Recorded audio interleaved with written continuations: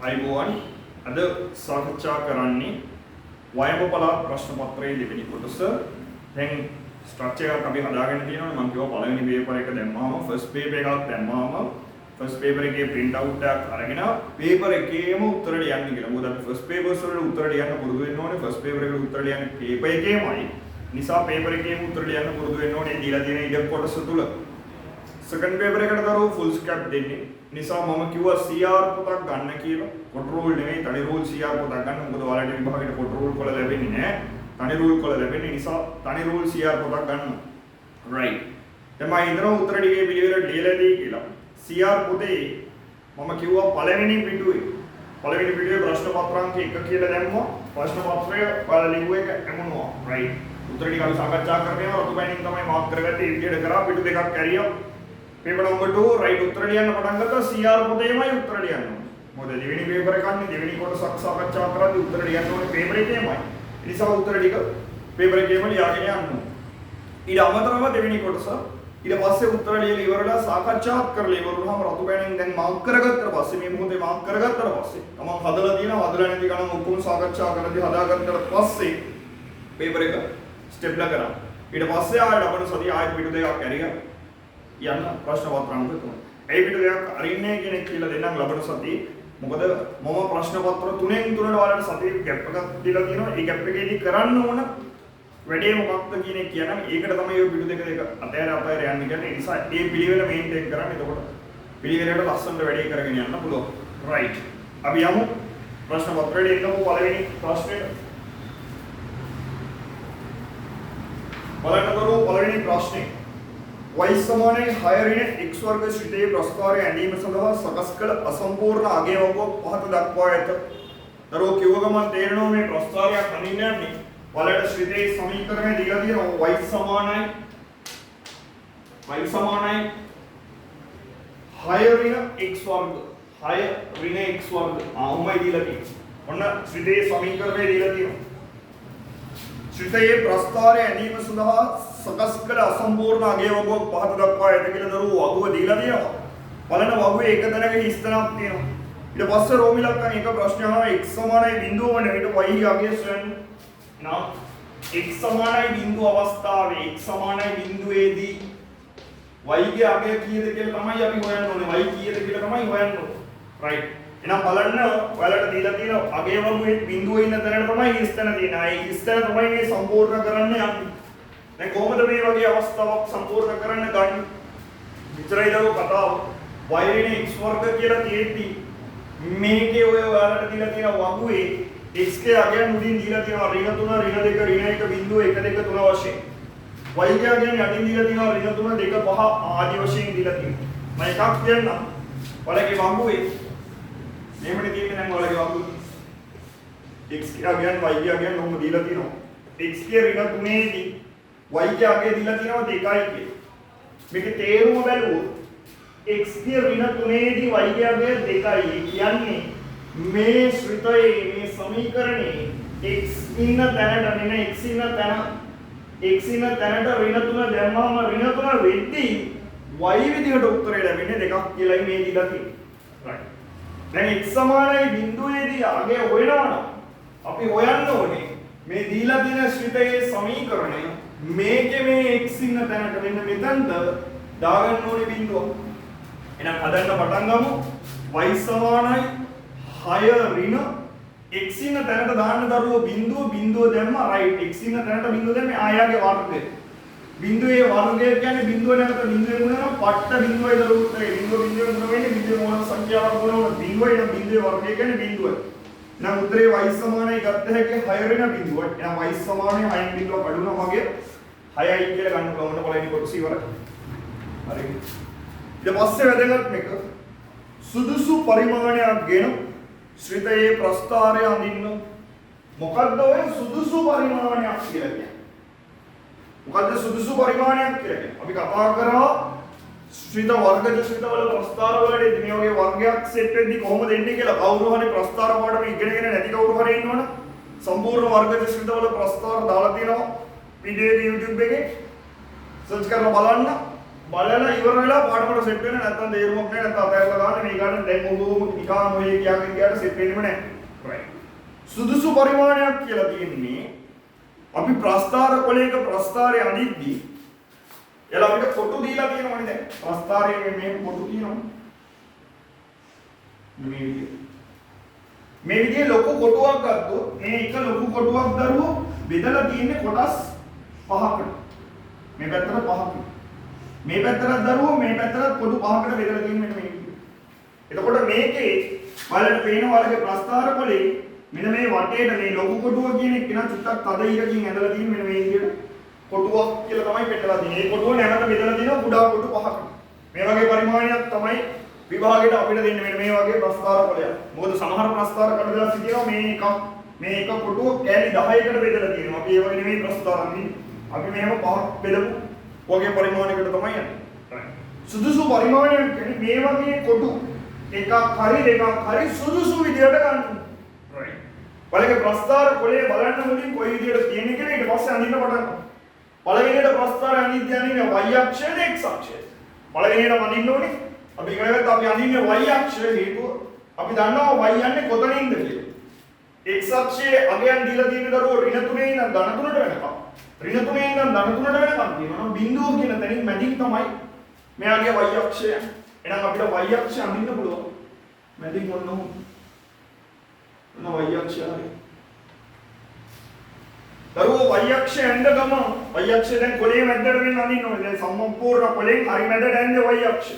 right. y අක්ෂය ඇඳ ගමන් y ගේ අගයන් බලන්න. y ගේ ඍණ 3 2 5 5 2 ඍණ 3. මේ y ගේ මෙතන අගයක වහය. ඔව තමයි y ගේ තියෙන අගය.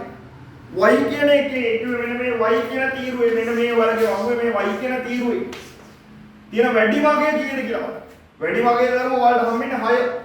එහෙනම් ඔයාලා පටන් ගන්න ඕනේ y අක්ෂය අඩුම 6න්ම 6වත් ලකුණු කරලා තිබිය යුතුමයි.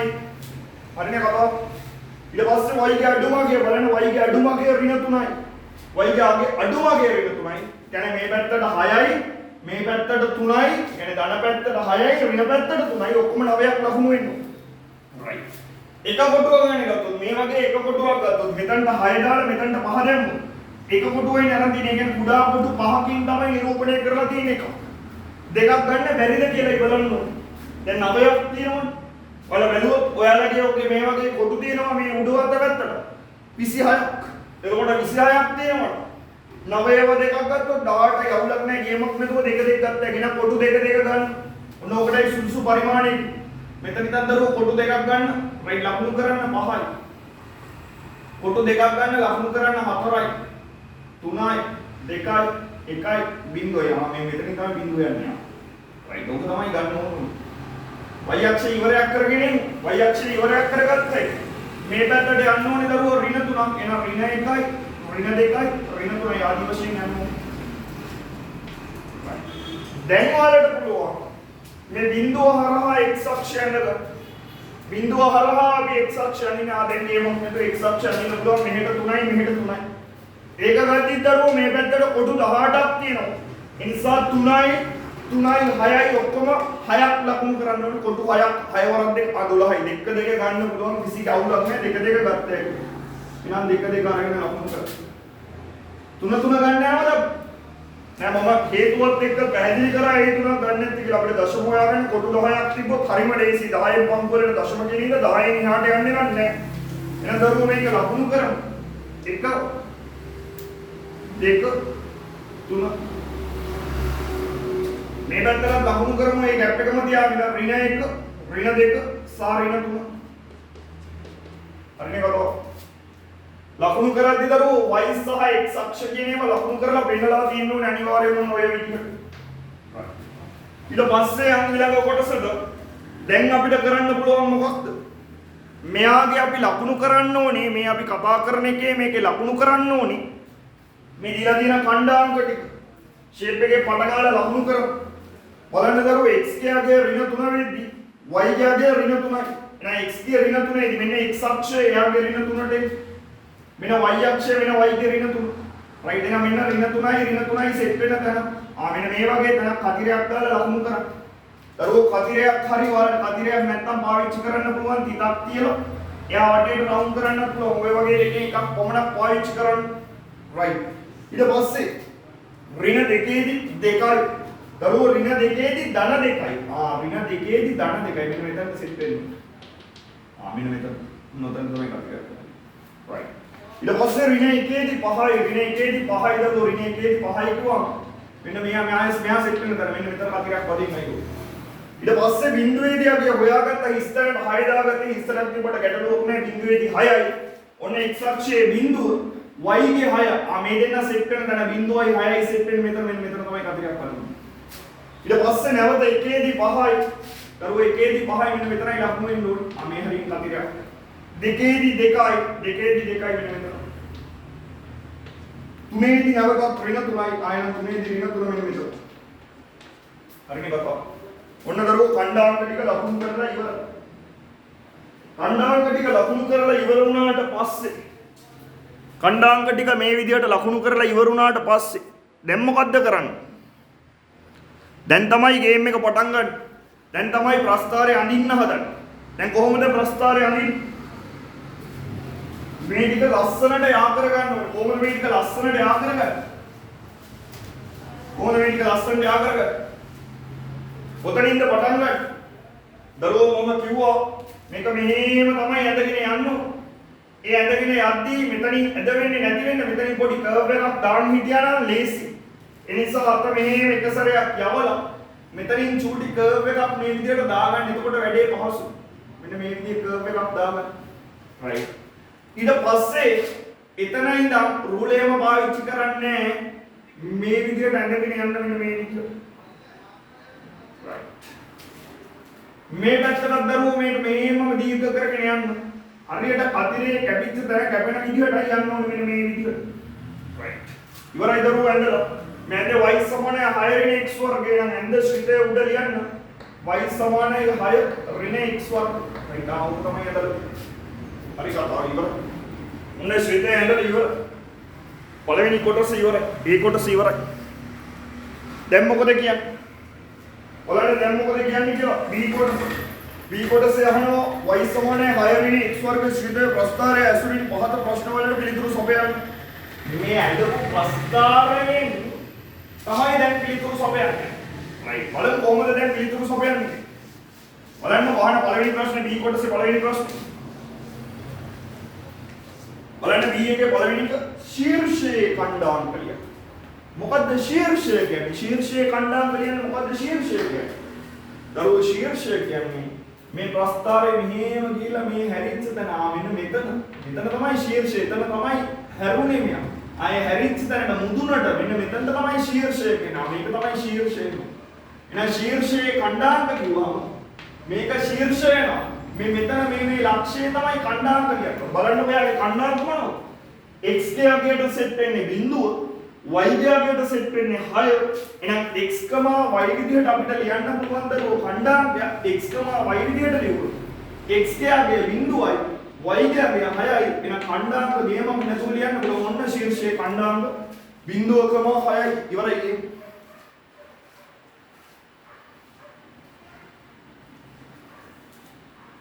right. ඊට පස්සේ බලන්න දෙවෙනි කොටස. ශ්‍රිතය ධනව අඩු වෙන x යගේ ප්‍රාන්තරය ලියන්න. අලබල වෙන්න එපා. දරුවෝ ශ්‍රිතය ධනයි කියන්නේ ශ්‍රිතය මොකක්ද? ශ්‍රිතය මේ අවු තමයි ශ්‍රිතය. ශ්‍රිතය ධනව කියන්නේ දරුවෝ මෙන්න y අක්ෂයේ මෙන්න ධන පැත්ත මෙන්න ඍණ පැත්ත. එහෙනම් ධනය කියන්නේ මේ x අක්ෂයේ උඩ තියෙන ඒවා තමයි ධන. මෙතන යට තියෙන ඒවා තමයි ඍණ විදිහට සැලකෙන්නේ.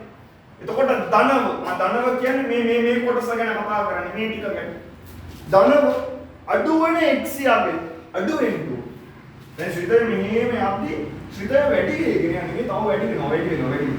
වැඩි වෙලා ශීර්ෂයෙන් හැරිලා මෙතනින් හැරිලා අඩු වෙනවා. අම්මට සිරි මෙතනින් නම් අඩු වෙන්නේ. එහෙනම් මෙතන ඉඳන් ඕම දිගටම මේ අඩු වෙවි තමයි. මේ දිගටම අඩු වෙවි යනවා.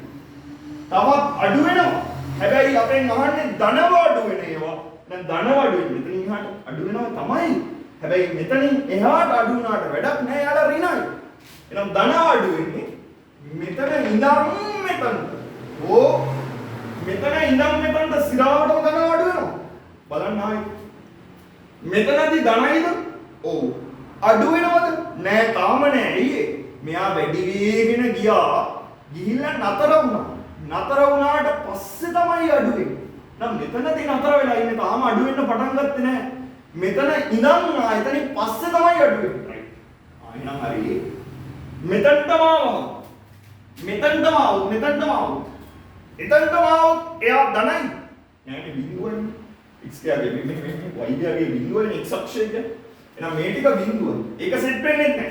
එහෙනම් මෙතනට එනකම් මේක නෑ.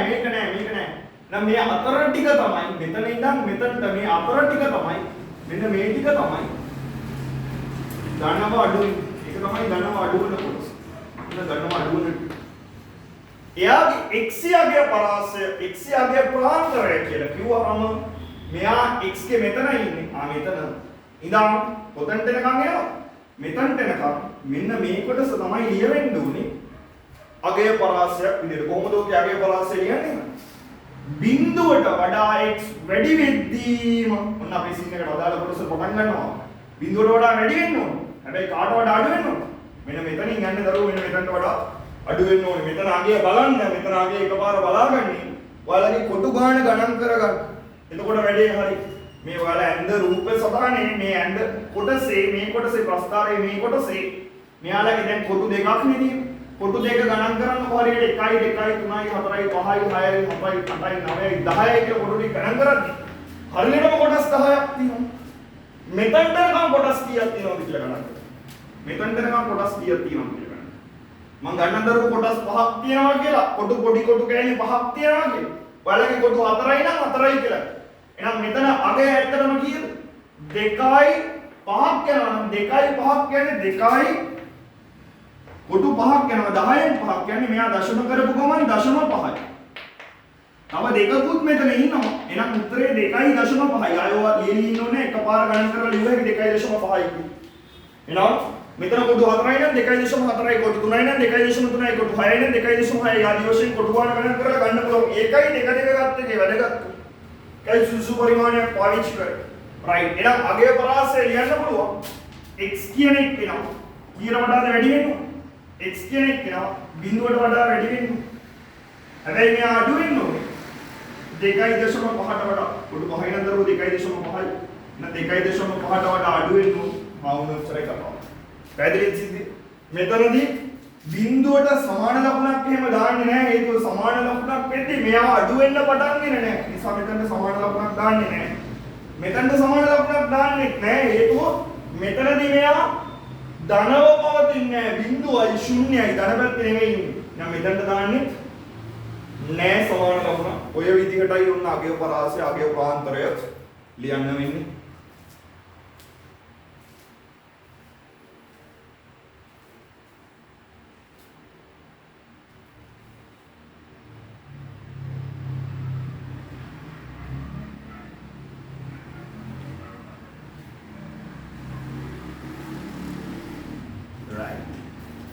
ප්‍රස්ථාරය ඇසුරින් 6 ඍණ x වර්ග සමානයි බිඳුව සමීකරණයේ මූල සොයන්න. ඔන්න හොඳට අවබෝධ කරගන්න මේ කියන දේ 6 ඍණ x වර්ග සමානයි බිඳුව. මේ සමීකරණයේ මූල හොයන්නලු ප්‍රස්ථාරය ඇසුරින්. දැන් මේකේ මූල ගේමක් නැතුව එව්වැගේ සමීකරණයක් දාගෙන විසඳගෙන ගේමක් නැතුව හොයන්න පුළුවන්. හැබැයි ප්‍රස්ථාරය ඇසුරුනුයි දැන් හොයන්නේ. මොකද බලන්න මේ ප්‍රස්ථාරය මොකක්ද කියලා මේ ශ්‍රිතය මොකක්ද? ශ්‍රිතයේ සමීකරණය බැලුවොත් 6 ඍණ x වර්ග. එහෙනම් y සමානයි 6 ඍණ x වර්ග කියලා තමයි මෙයාගේ ශ්‍රිතය දෙන්නේ. බලන්න ඒකම නේද මේ 6 ඍණ x වර්ගම නේද මෙතනක් තියෙන්නේ. එහෙනම් 6 ඍණ x වර්ග සමානයි බිඳුවයි කියන්නේ. මුගේ අගය හොඳට තේරුම් ගන්න මේ 6x වර්ග කියන්නේ බිඳුවයි. මේ 6x වර්ග කියන්නේ බිඳුවයි නම් y සමානයි 6 ඍණ x වර්ගයේ 6 ඍණ x වර්ගය කියන මෙන්න මේ කොටසට අගය දාගන්න පුළුවන් බිඳුවයි කියන්නේ. එහෙනම් සිරාපිට මේ ආන්නේ y සමානයි බිඳුවේ මූල අම්මට සිරි මේක අහන්න. මේ ශ්‍රිතේ මූල කියන්නේ බිඳුව ඉතියාවි. y මතනේ මේ ආන්නේ. y සමානයි බිඳුව වෙන්නේ කොහෙද අපි ඉගෙන ගත්තා? y සමානයි බිඳුව වෙන මෙතන. हाँ ये කියන්නේ මේ x අක්ෂ y සමානයි බිඳුවේ මූල කියන්නේ x අක්ෂයේ ඛණ්ඩාංක x අක්ෂයේ ඛණ්ඩාංක දන්නේ කියලා කියන්නේ x අක්ෂයේ ඛණ්ඩාංක මොනවද x අක්ෂයේ ඛණ්ඩාංක x අක්ෂයේ ඛණ්ඩාංක කියන්නේ මේ ශ්‍රිතය x අක්ෂයේ කපන තැන් කොහෙද කැපෙන්නේ අම්මට සීනේ මෙතනයි මෙන්න කැපෙන්නේ මෙයක් මූලයක් එන මූල දෙකක් තියෙනවා දරුවෝ මෙතන කොටු 5යි නම් තිබ්බේ හරියට ප්‍රස්තාරයෙන් නම් මෙතන කොටු 5යි තියෙනවා එහෙනම් අපිට උත්තර ගන්න හැකි මොනවද උත්තරේ අගයන් ටික කියන්න මට අගයන් ටික කියන්න y සමානයි බිඳුවේදී අගයන් මෙහෙවන්නේ කාගේ අගයන් මෙහෙවන්නේ x කියා කියන්නේ x ට දාන්න පුළුවන් අගයන් මෙහෙවන්නේ මෙයාගේ මූලෙට වන්නේ මේ x ට දාන්න පුළුවන් අගයන් මෙහෙවන්නේ එහෙනම් x ට අගයන් මේ ගන්නේ එහෙනම් උත්තර ගත්ත හැකි x සමානයි 2.5 සහ x සමානයි ඍණ 2.5 කියන මොන කතාවද සහද හොද සහ මේකට සහයි මූල දෙකක් තියෙනවා කැපෙන තැන් දෙකක් තියෙනවනේ එහෙනම් මේ සමීකරණයේ මූල කියලා කියන්නේ x ඉන්න තැනට කීය දැම්මහමද සමීකරණය බිඳුව වෙන්නේ එහෙනම් x ඉන්න තැනට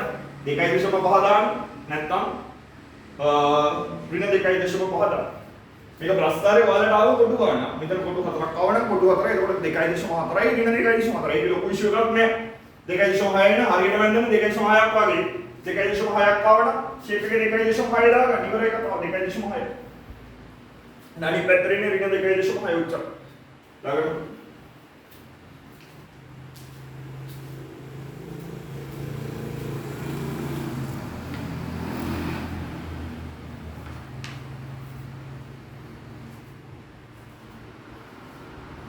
බලන්න අවසාන කොටස y සමානයි 6 ඍණ x වර්ගයේ ශ්‍රිතයේ ප්‍රස්ථාරය මෙන්න මෙයාගේ මේ ශ්‍රිතයේ ප්‍රස්ථාරය මේ අඳපු ප්‍රස්ථාරය ඒකක එකක් පහළට විස්ථාපනය කළ විට ලැබෙන ප්‍රස්ථාරයට අදාළ ශ්‍රිතයේ සමීකරණය ලියන්න එක පාරටම ක්ලික් වෙන්නේ හැබැයි මේ කාමේ ඉන්න ප්‍රස්ථාරේ මේ විදිහටම ඒකක එකක් පහළට විස්ථාපනය වෙනවා. ඒකක එකක් පහළට කියන්නේ මේ ඉන්න විදිහටම මෙයා y අක්ෂයේ දිගේ ඒකක එකක් එනවා මේ 6 හිටපු එක මේ 5 කියන තැනට එනවා මේ මෙහෙම ප්‍රස්ථාරයක් දැන්ලයි.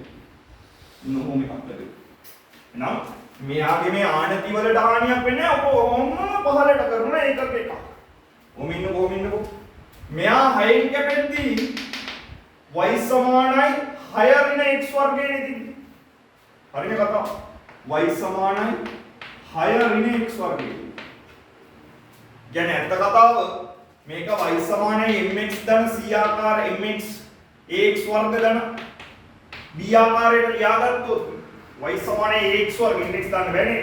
ax වර්ග ධන b ආකාරයට ලියාගත්තොත් මේ ඉන්නේ y සමානයි x වර්ගයේ සංගුණකය ඍණයි ඍණ x වර්ග 6 කියන්නේ දරුවෝ මෙතන ධන 6යි මේ ධන 6ක් ඉන්නේ නම් ධන 6යි කොහොමද ලියන්නේ මේ එතකොට ඇත්ත කතාව මේකේ එකකයක් පහළට යනවා කියන්නේ එතන ආගේ 5 වෙනවා එහෙනම් මෙතන 6 නෙමෙයි මේක එකක් පහළට එනවා එතකොට මෙයාගේ ආගේ 5 වෙනවා y සමානයි ඍණ x වර්ග ධන 5ක් කියලා ලියන්න පුළුවන් ඔච්චර ඉතින් නැහින්න ඕනේ 5 ඉස්සරහට දාලා මේකේ 6 හිටපු තැනට එකක් පහළට වෙන හින්දා 5 කරගෙන ඔයාලට උත්තරේ ගේමක් නැතුව ලියන්න පුළුවන් y සමානයි 5 ඍණ x වර්ගයේ මේ උත්තරේ ලියුවත් හරි මේ උත්තරේ ලියුවත් හරි ගැටලුවක් නැහැ. හැබැයි ඉතින් ගේමක් නැතුව එකපාර මේක ලියලා දාන්න පුළුවන් ඉවරයි කතාව ඒක. දාගන්න.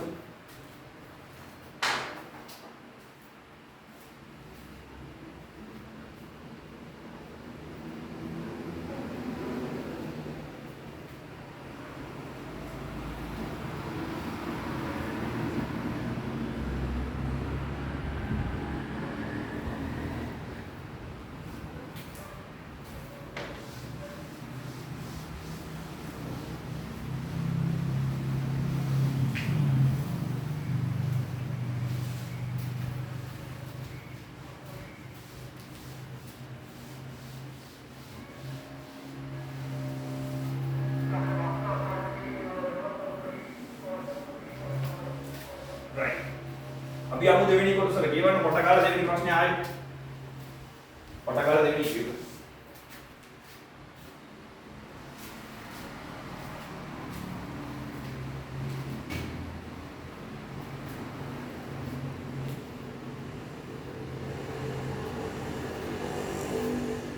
right බලන්න හොඳට දෙවෙනි එක සුජීව මහතා තම රැකියාවෙන් මාසිකව රුපියල් 42000ක වැටුපක් ලබන අතර රුපියල් 350000ක වාර්ෂික ආදායම තමා සතු දේපල වලින් ලබයි. ඔව් තේරුම් නැත්නම් ඔළුවට දාගෙන යන්න. මේ ආකාර රැකියාවක් කරනවා. ඒකෙන් මාසිකව රුපියල් 42000ක වැටුපක් හම්බ වෙනවා. මාස පතා රුපියල් 42000ක වැටුපක් ලැබෙනවා යා. ඊට අමතරව රුපියල් 350000ක වාර්ෂික ආදායමක් අවුරුද්දකට වාර්ෂිකව කියන්නේ අවුරුද්දකට රුපියල් 350000ක් ලැබෙනවා. එයා සතු දේපල වලින්. එලගේ මොනවා හරි දේපල ඇති ඉඩ කඩම් ඔය යාන වාහන මොන එකක් ගත්ත හැකි. Tamanට තියෙන දේපල වලින් රුපියල් 350000ක් වාර්ෂිකව ලැබිලා තියෙනවා. ඔහු වාර්ෂිකව ලබන මුළු ආදායමෙන් පළමු රුපියල් 5,00,000 ආදායම් පත්යෙන් නිදහස් කර ඉදිරිය සඳහා 4% බැගින් ආදායම් බදු ගෙවිය යුතුය. හරි ආදායම් බදු ගණනක් තියෙන පැහැදිලිනේ සිද්ධිය. right. පළවෙනි ප්‍රශ්නේ කියනවා සුජීව මහතා රැකියාවෙන් වාර්ෂිකව ලබන ආදායම සොයන්න මේ පොර රැකියාවෙන් ලබන වාර්ෂිකව ලබන ආදායම රැකියාවෙන් වාර්ෂිකව ගාන ඇනෙන්නේ නැති වෙන්න මෙයාලා පියවර ටික ඔළුවට දැනෙන්න දීලා තියෙනවා. දැන් මේ ගාන අනන්න දීපා එකපාරටම ගෙවන ආදායම් පද්ද කීයද කියලා අහුවනම් මුගේ ආදායම් පද්ද හොයාගන්න ඕනේ.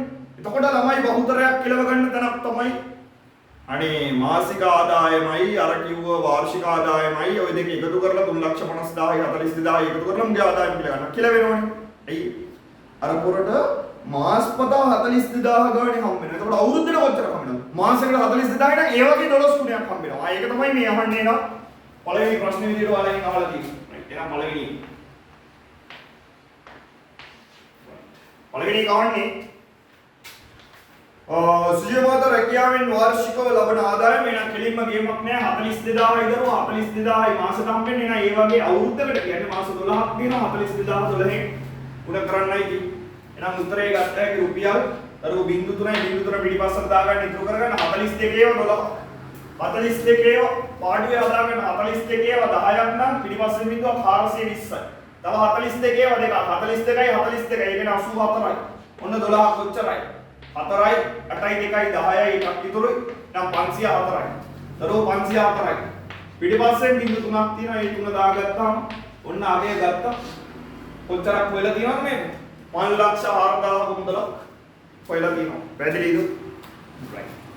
ඔහු ගෙවිය යුතු ආදායම් බදු මුදල සොයන්න. මේ පොරගේ සම්පූර්ණ ආදායමද? නෑ. මේ ආදායම මෙයා රැකියාවෙන් ගත්ත ටික විතරයි. ඊට අමතරව මෙයාගේ දේපල වලින් හොයාගෙන තිබා රුපියල් 3,50,000ක මුදලක්. එහෙනම් මෙයාගේ මුළු ආදායම මුළු ආදායමට ගද්දී මේ 5,04,000යි 3,50,000යි දෙක එකතු වෙනවා. right. මෙතන එකතු කරොත් පිටිපස්ස බින්දු තුන දෙන්නගෙම ඉන්නවද? බින්දු තුනක් අපිට ඉන්න වෙන 1000යි 350යි 504යි මනෝමය එකතු කරන්නේ චාට් කරගන්න එපා. 500ට 300ක් 800යි 800යි මේ 50යි 850යි අතර 857යි. ඔන්න එහෙනම් ඔයලා තියෙන ගන්න මාසෙකට හොයනවා මෙයා රුපියල් 8,54,000ක්. right. ආදායම් බද්ද හොයන්න යන්නේ පළවෙනි ලක්ෂ 5 නිදහසේ උගන්න පුළුවන්. කිව්වා ඒකේ ඕන මිනිස්සෙක් රුපියල් ලක්ෂ 5කට අඩු ගාණක් උපයනවා නම් ඒ ලක්ෂ 5 යාට නිදහසේ උපය ගන්න පුළුවන්. ඒ ලක්ෂ 5ට අමතරව කීයක් හරි උපයනවා නම් ඒකට 104ක බදු මුදල ගෙවන්න සිද්ධ වෙනවා. එහෙනම් 8,54,000 ඕකෙන් ලක්ෂ 5ක් නිදහස් වෙනවා. එහෙනම් 8,50,000න් මොන ආදායම් පද්ද ගණන් කරන්න යන්නේ 8,54,000යි මේකෙන් ලක්ෂ 5ක් නිදහස් වෙනවා. මෙන්න මේක නිදහස්.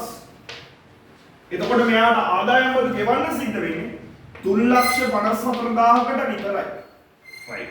මෙන්න මේකට තමයි ආදායම් බදු ගෙවන්න සිද්ධ වෙන්නේ. එහෙනම් මේකෙන් 104ක් ආදායම් බදු විදියට යනවද? ඔක තමයි හදාගන්න ඕනේ. කොහොමද හදාගන්නේ? 3,54,000 එහෙනම් ගුණ වෙන්න ඕනේ 104ෙන්. ඔක භාගයක් විදියට ගියා. එයා භාගයක් විදියට ගියා. සුළු කරද්දී උඩ බින්දු දෙකකට යට බින්දු දෙකක් කැපිලා ගියා.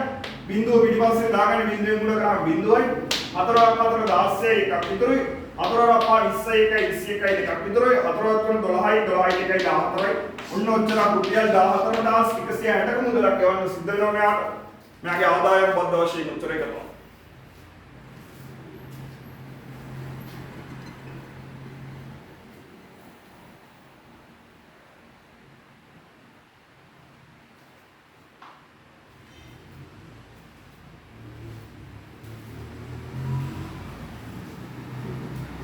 හරි නේද?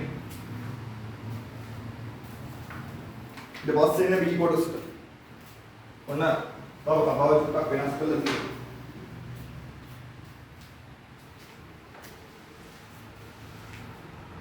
සුජීව මහතා ආදායම් බදු ගෙවන මොහොතේ ඔහුට දන්වා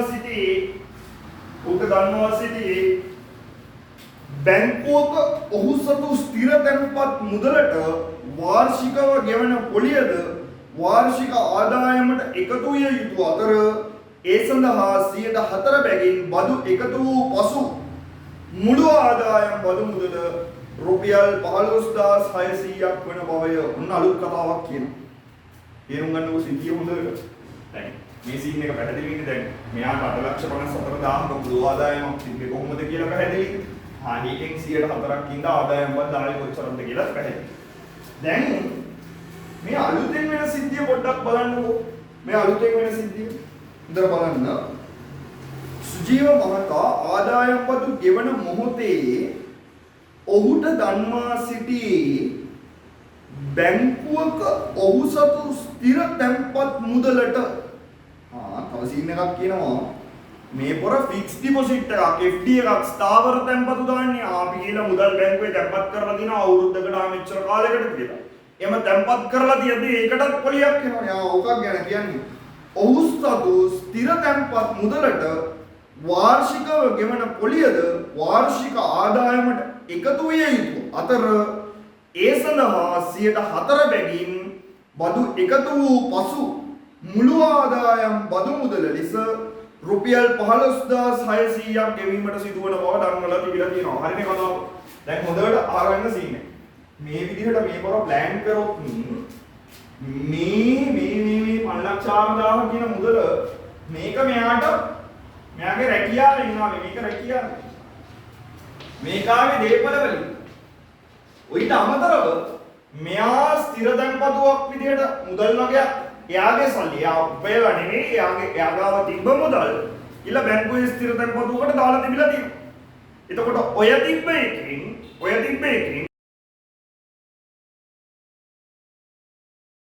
මොකද වෙන්නේ? ඔය තිබ්බ එකෙන් පොලියක් එනවනේ. දැන් ස්ථිර තැන්පතුවක් දැම්මම පොලියක් එනවනේ. මම තැන්පත් කරන මුදලට අමතරව වැඩිපුර මුදලක් මට හම්බෙනවා. එතකොට ඒ හම්බෙන එකත් මගේ ආදායමක් වෙනවා. එහෙනම් ඒ හම්බෙන පොලියක් මට ආදායම. අන්න ඒකට කේස් එක වැටිලා ඒකටත් ගහලා කියනවා ආදායම් පත්‍රය. ඒකට ආදායම් පත්‍රය ගැව්වාම මෙහෙමයි කියලා හිතන් හිටපු ආදායම් පද මුදලට ගෙවන්න වෙනවා රුපියල් 15600ක මුදලක්. ඇත්තටම ආදායම් පත්‍රය විදිහට මෙන්න මෙච්චර ගෙවන්න සිද්ධ වෙලා තියෙනවා. පැහැදිලිද කතාව? දැන් හොඳට කතාව තේරුම් ගන්න. ලක්ෂ 5යිනේ නිදහසේ උපයන්න පුළුවන්. ඒක කලින්ම නිදහස් වුණා නෙමෙයි මේ කලින්ම නිදහස් වුණා නෙමෙයි. ඒක කලින්ම නිදහස් වුණා. right. ඊට අමතරව උපයන මොහොතක් පාසා එක සතයක් පාසා 24ක් ගෙවන්න. right. දැන් මේ ගාන හදාගත්ත විදිහට මේම 24ක් ගෙවුවා. ෂේප් මේ වැඩි. දැන් තව මුදලක් හම් වෙනවා නම් පොලිය විදිහට ඔය බැංකු පොලිය විදිහට යම් කිසි මුදලක් හම් වෙනවා නම් ඒකත් මේකට අමතරවනේ එකතු වෙන්නේ. ඒකටත් 104ක් ගෙවන්න සිද්ධ වෙනවා. හරිනේ? එහෙම ගෙවුවාම සම්පූර්ණ ආදායම් පද මුළු ආදායම් පද විදිහට වෙන මෙච්චරක් ගෙවලා තියෙනවා මුළු ආදායම් පද විදිහට. දැන් අපි ගන්න පළවෙනි ප්‍රශ්නේ සුජීව මහතාට ස්ථිර තැන්පත් මුදල සඳහා වාර්ෂිකව ලැබෙන පොලිය මුදල සොයන්න. ඔව්. දැන් ස්ථිර තැන්පතුවක් තිබ්බනේ හරි. ඒ මුදලට වාර්ෂිකව පොලියක් ලැබෙනවනේ. ඒකනේ මේ මුගේ අලුත් ආදායම වෙන්නේ සුජීවගේ අලුත් ආදායම වෙන්නේ.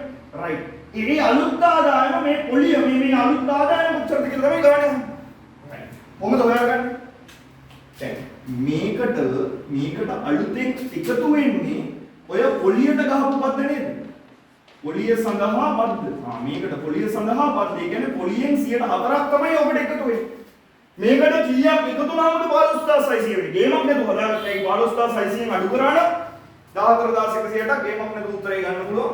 එහෙනම් 15600න් අඩු කරන්න 14160ක්. මනෝමයෙන් අඩු කරගත්ත හැටි බැරියයි ඉතින් අපිට ලියලා අඩු කරගන්න. දැන් ඕනෙකට තේරෙනවනේ 15000න් 14000ක් ගියාම 1000යි. ඒකට 1000යි. 1000 තියෙනවා. 600න් 160ක් යනවා. 600න් 160ක් යන 600න් 100ක් යනවා. 600න් 100ක් ගියාම 500යි. 500න් 60ක් යනවා. 500න් 60 440යි. පට්ට සිරා 1440 කියලා ගන්න පුළුවන්. එම් බැරි ළමයි බින්දුවයි අනේ මුගේ එකක් ඉල්ලගෙන 10න් 6ක් 4යි. 5යි 5න් එකක් 4යි. එතකොට මෙතන 5න් එකක් අම්මන සිත් කියලා. එකයි ඉවරයි. ගන්න ඉවරයි. කොහොමද දාගන්න පුළුවන්. යට දාලා ඉතින් හදාගන්න. මනෝමයෙන් හිතන්න ඔළුව නැත්තම් ඉතින් ඒ විදිහට තමයි හදන්න වෙන්නේ. රයිට්. කාලේ නාස්ති කරන්න එපා ඉතින් මේ මාට මම කොම්පක්ට් කරනවා. මේ 1440ක් බදු විදිහට ගෙවන්නේ පොලිය අපි දන්නේ නැහැ නේ මෙතන පොලිය කොච්චරක් හම් වෙනවද කියලා. එයා නොදන්න පදයක් x විදිහට ගත්තොත් දරුවෝ x ගෙන් 104ක් තමයි මේ බද්ද විදිහට 1440ක් විදිහට ගෙවන්න සිද්ධ වෙන්නේ. එහෙනම් x කීයද කියලා හොයාගන්න නම් මේ x මෙතන තනි කරගන්න නම් මේ 4යි 100යි නැති කරගන්න ඕනේ. ඒ කියන්නේ හරස් කුණිතයක් දැම්ම නම් හරි වැඩි. එහෙනම් x සමානයි අගේ ගත්තේ 1440 ගුණ කරන්න ඕනේ. c ෙන් මෙයා උඩට එනවනේ c ෙන් බෙදෙන්න ඕනේ 4ෙන් උත්තරේ කතාව. රයිට්. සුළු කරලා දාමු පටගාව. සුළු කරගත්ත හැකි ලේසියම මෙයා 4ෙන් බෙදෙනවනේ බෙදලා දාමු. 147 4ෙන් බෙදුණා 14 4 3 4 3 12යි දෙකක් විතර 24 4 බෙදුණා 6යි. ඊට පස්සේ බිංදුවයි 360යි 4 එකයි. 360 ඒවා 100ක්. එහෙනම් x සමානයි අගේ ගත්ත හැකි 360 ඒවා 100ක්. 360 ඊට පස්සේ බිංදු දෙක. ඉවරයි කරනවා. කාටද දරුවෝ මේ 36000ක් x දාගත්තේ කාටද? පොලියට අලුතෙන් ආව ආදායම. එහෙනම් මෙයාට රුපියල් 36000ක මුදලක් ඇවිල්ලා තියෙනවා පොලිය විදිහට. මොන පොලිය? මොකේ පොලියද? ස්ථාවර තැන්පතුව සඳහා පොලිය. ඔන්න ඔයලා ඉවරයි ගේම ඉවරයි. ඉවරට මෙලොව. රයිට්. තව පොඩි කතන්දර ගෑල්ලක් කියන එක බොස් එක. දැන් මොකද කියන්නේ?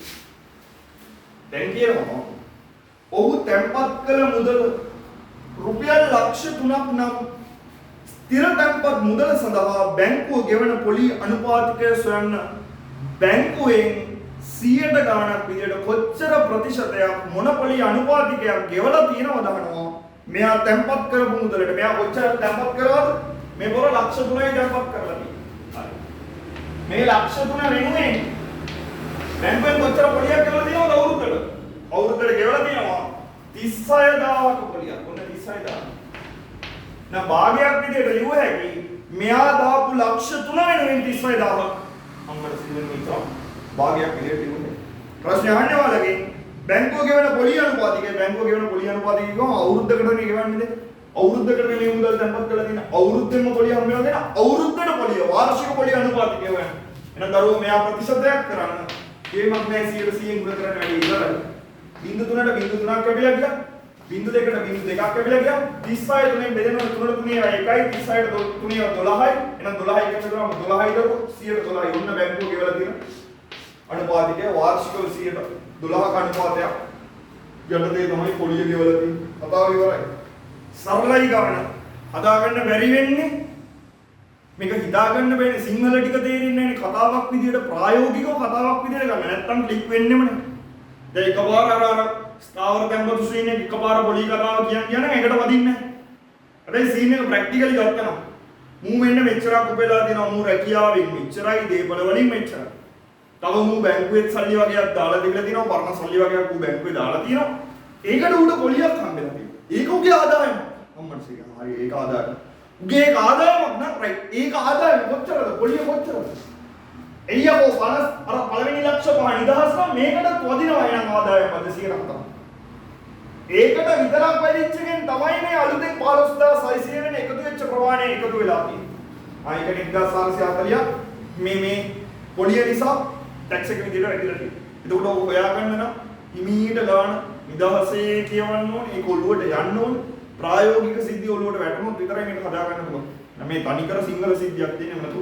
ගණන් වලින් ඔබට සීන් කරපු දෙයක් තිබෙන්නේ නැහැ මේ. රයිට්. එතකොට ඊළඟ ගාන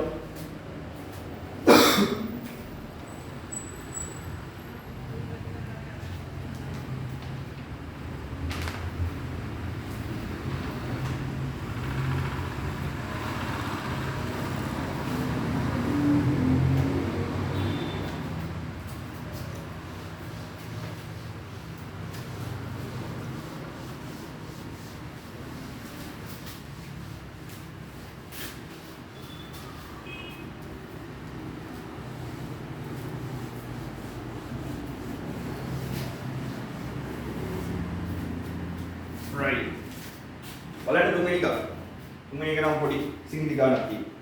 බලන්නකෝ. විසඳන්න කියලා දාලා තියෙන්නේ. 3a ධන 2 සමානයි.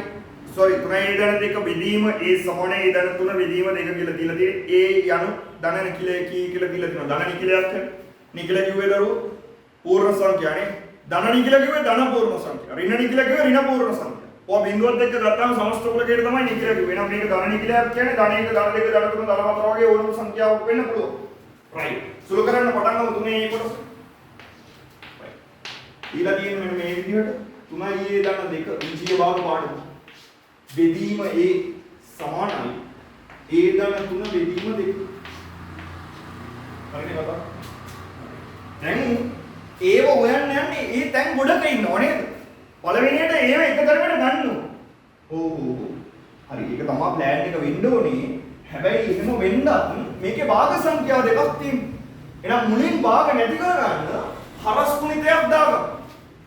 ඊටත් කලින් පට්ටම වැදගත් කොටස හොඳට මතක තියාගන්න සමීකරණයක භාග තියෙනවා නම් ඒකේ වීජීය ප්‍රකාශන අන්තර්ගතයි නම් ඒවට මුලින් වරහන් දාගන්න. මෙතන වීජීය ප්‍රකාශනයක් තියෙන දරුවෝ පද කීපයක් ධන ලකුණකින් සම්බන්ධ වෙලා තියෙනවා. එහෙනම් දාගන්න අනිවාර්යෙන් වරහන්. ඊ ධන 3 අනිවාර්යෙන් දාන්න වරහන්. දෙකටයි ඒටයි දාලා වැඩන්නේ. මෙයා කණියෙන් ඉන්නේ පදයක් ඉන්නේ. මෙතන නියත පදයක් නියතාවයක් තියෙන්නේ. වරහන් දාලා වැඩක් නැහැ. හරි. දාලා වැඩක් තියෙන කට්ටිය දාගන්න. ඊට පස්සේ හරස් ගුණිතයක් දාන්න. දැන් උන්න හරස් ගුණිතය. එහෙනම් හරස් ගුණිතය දාගත්තා. දරුවෝ දෙකෙන් මෙහා ගුණ වෙනවා. ඒ කියන්නේ මේ පැත්තට 2යි 3යි ධන 2. මේ පැත්තට දරුවෝ a ගෙන් ගුණ වෙන්නේ a ධන 3. වරහන් ඉවත් කරලා සුළු කරගමු.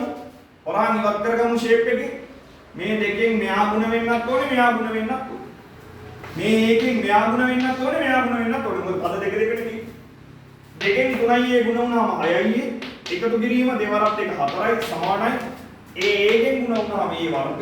එකතු කිරීම a 3ෙන් ගුණ වුණාම 3යි. හරිනේ කතාව. ෂේප් එකේම සීන් කරන්න. ෂේප් එකේම සීන් කරන්න එකපාර මඩක් අදහසක් නැහැ. මුන්ටික ඔක්කොලාම එක පැත්තකට ගන්න ඕනේ. උච්චරේ මම ගන්න. right. හැබැයි මගේ ඇඟට පොඩි දෙයක් දැනෙනවා දැන් මේක දැක්කහම. මේක විසඳ ගන්න නම් මේ මොන જાතියේ සමීකරණය? එකපාරට පොඩි වගේ තිබ්බට චුට්ටක් වර්ගයකුත් ඇවිල්ලා සීන් වෙලා තියෙනවා නේ. ඒකේ වර්ගයකුත් තියෙනවා. කියන්නේ වර්ගජ සමීකරණයක් එන්නේ. වර්ගජ සමීකරණ විසඳන්නේ කොහොමද? මේ ත්‍රිපද වර්ගජ වගේ දාගන්න පොඩ්ඩක් try කරා නම් හොඳයි වගේ දැන්. ඒ නිසා මෙයාලා ඒ වර්ග මෙහෙම මේ දිව්වරින කරන්න යන්නේ නැතුව අනිත් කට්ටිය ඔක්කොම මේ පැත්තට ගේන්න මම ප්ලෑන් කරා. දැන් දරුවෝ මෙතන 6යි ඉන්නේ කා නැති කරගන්න මේ පැත්තෙන් 6යි අඩු කරගෙන මේ පැත්තෙන් 6යි අඩු වෙනවා. මේ 4 නැති කරගන්න මේ පැත්තෙන් 4ක් අඩු කරගෙන මේ පැත්තෙන් 4ක් අඩු වෙනවා. 6යිට 6යි කැපිලා 4ට 4 කැපිලා මේ පැත්තේ අගේ බිඳුව සමානයි a වර්ග ධන 3යි එකෙන් 6යි අඩු වෙනවනේ 3යි එකෙන් 6යි අඩු වෙනවනේ 6න් 3ක් අඩු කරොත් 3යි ඍණ 3යි එයි ඍණ සංඛ්‍යා විශාල වෙනවා ඍණ 3ක් විතර වෙනවා ඍණ 3යි ඍණ 4ක් හරිනේ කරමු දැන් ලස්සන සමීකරණයක් තියෙනවා මේ ටික ඕන නම් මේ පැත්තෙන් ලියාගන්න ඒක ලස්සනයි a වර්ග ඍණ 3යි ඍණ 4 සමානයි ඉංග්‍රීසි පද සමීකරණයක් දැන් මොකද කරන්නේ මට එකපාරට ලොකු අදහසක් ඉන්නේ නැහැ හැබැයි දන්නවා මෙතන ඉන්නේ වර්ගයක් මෙන්න විජ්ජීය පදයක් ඊට පස්සේ නියත පදයක් ඒ කියන්නේ මෙයා ඉන්නේ x වර්ග ධන bx ධන c සමානයි බිඳුව ආකාරයට ත්‍රිපද වර්ගජ ප්‍රකාශක මුව සාධක කඩාගත්තොත් බිඳුවට සමාන කරගන්න හරිම ලේසි ඇයි එහෙම එකක් කිව්වේ දරුවෝ බිඳුවක් වෙන්න නම් මෙයා සාධක කඩා ගන්නවා කියන්නේ ගුණිතයක් විදිහට ලියනවා ඒ ගුණිතයක් විදිහට ලියද්දී ආ බිඳුවට සමානයි නම් දෙන්නේ ಗುಣ වෙද්දී ආ බිඳුව වෙනවා නම් දෙන්නේ ಗುಣ වෙද්දී බිඳුව වෙනවා කියන්නේ දැන් දෙවරක් එක වගේ ජීවිතේට බිඳුව වෙන්නේ දෙවරක් බිඳුව නම් බිඳුවයි පට්ට තුන්වරක් බිඳුව නම් බිඳුවයි අනිවාර්යෙන් මේ ಗುಣ වෙනේ උන් දෙන්නගෙන් එකෙක් බිඳුව වෙන්න ඕනේ උත්තරේ බිඳුව එනම මෙයා ගුණිතයක් විදිහට ලියාගත්තා නම් එකෙක් බිඳුව වෙනවා කියලා දාලා සීන් කරගන්න පුළුවන් රයිට් ආයෙම එකට තමයි මේ සෙට් වෙන්න ළඟලා ෂේප් එකේ සෙට් එක මේක මම මේ පැත්තට ගන්නවා එනම හදා ගන්නවා a වර්ග ඍණ 3යි ඍණ 4 දරුවෝ මෙයාලගේ මෙන්න මේ පද දෙක ගුණ කරගත්තොත් වර්ගයේ සහිත පදයේ නියත පදයේ ඍණ 4යි a වර්ග එයා ಗುಣ වෙන දෙන්නෙක් විදිහට සාධක දෙකක් හදාගත්තොත් ඒ දෙන්නගේ එකතුවෙන් ලැබෙන්න ඕනේ මැද පදේ මෙන්න මෙයා. ඍණ 3යි. දරුවෝ පළවෙනි වැදගත් සිද්ධිය 4 හැදෙන්න නම් ඍණ 4 හැදෙන්න නම් ලකුණ ඍණයි. ඍණ වෙන්නේ මොන අවස්ථාවල විතර? ඍණ වෙන්නේ ධන සංඛ්‍යාවකුයි ඍණ සංඛ්‍යාවකුයි ගුණ වුණොත් විතරයි. එහෙනම් එක්කෙනෙක් ධනයි එක්කෙනෙක් ඍණයි. පට්ට සීන් එකක් ඔය ගත්තා. පට්ට වැදගත් දෙයක්. එයි මුදින් ධනයි තිබ්බොත් උත්තරේ ධනයි. ඍණයි තිබ්බොත් උත්තරේ ධනයි. එහෙනම් උත්තරේ ඍණ වෙන්න නම් ගුණිතයක් ඍණ වෙන්න නම් අනිවාර්යෙන් එකෙක් ධන වෙන්න ඕනේ අනිවාර්යෙන් එකෙක් ඍණ වෙන්න ඕනේ. ඕකනේ කතාව. දැන් 4 කඩාගමු. 4 කඩාගමු. 4 හැදෙනවා දෙවරක් දෙකේ.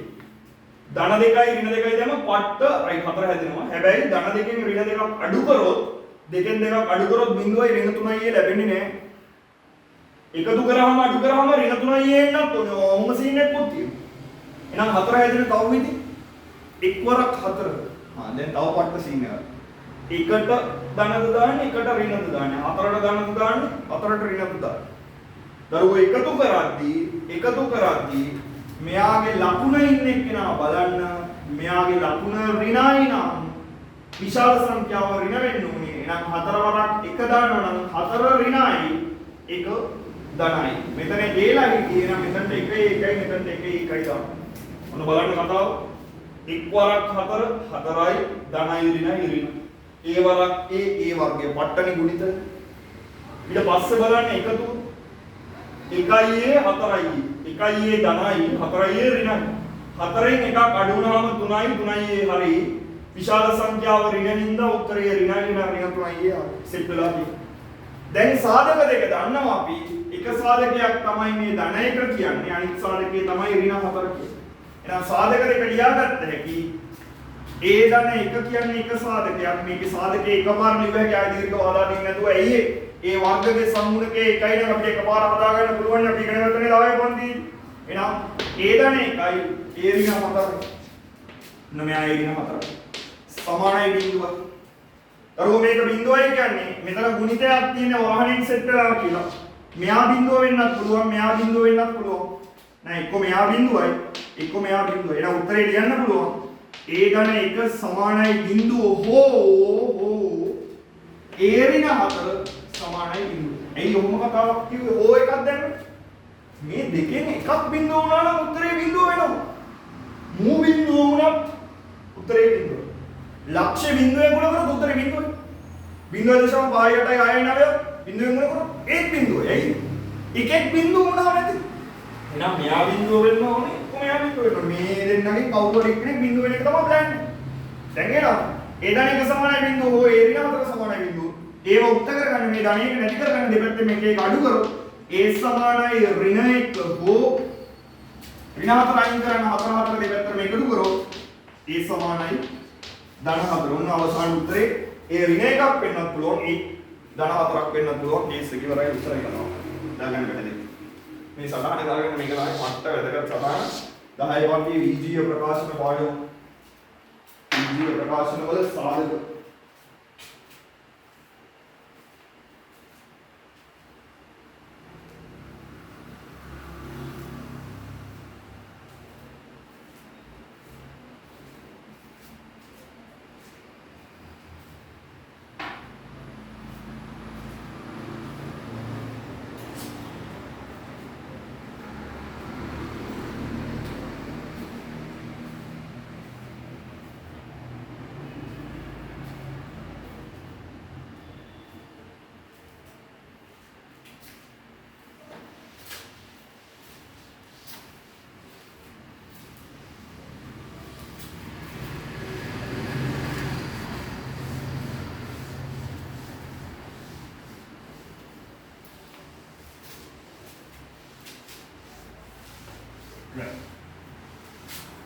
යන B කොටස.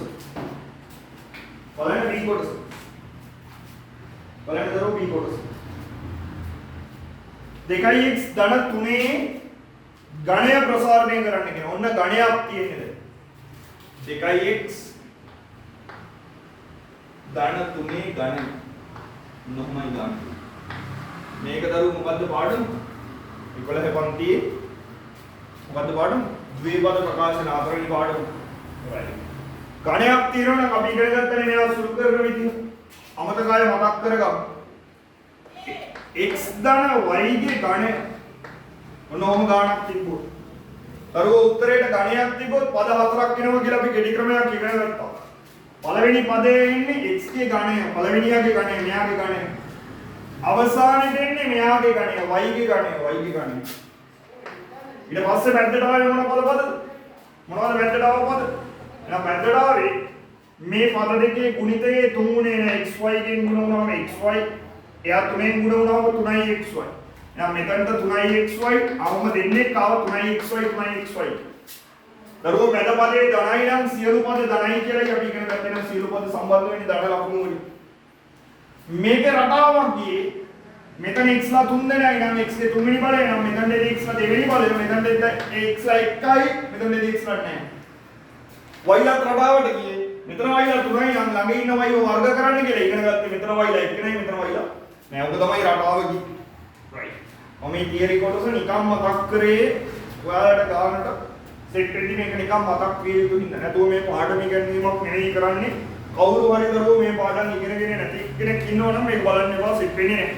මොකද පේපර් එක සාකච්ඡා කරද්දී තමන් මේ පාඩම දන්නේ නැත්නම් වැරදිලවත් බලන්න එපා. එපා වෙයි. මාත් එපා වෙනවා, මැත්ස් එපා වෙනවා, ජීවිතේම කෙලවෙනවා, සුඛියේම කෙලවෙනවා. ඒ නිසා වැරදිලවත් බලන්න එපා මේ පාඩම් ඉගෙනගෙන නැත්නම්.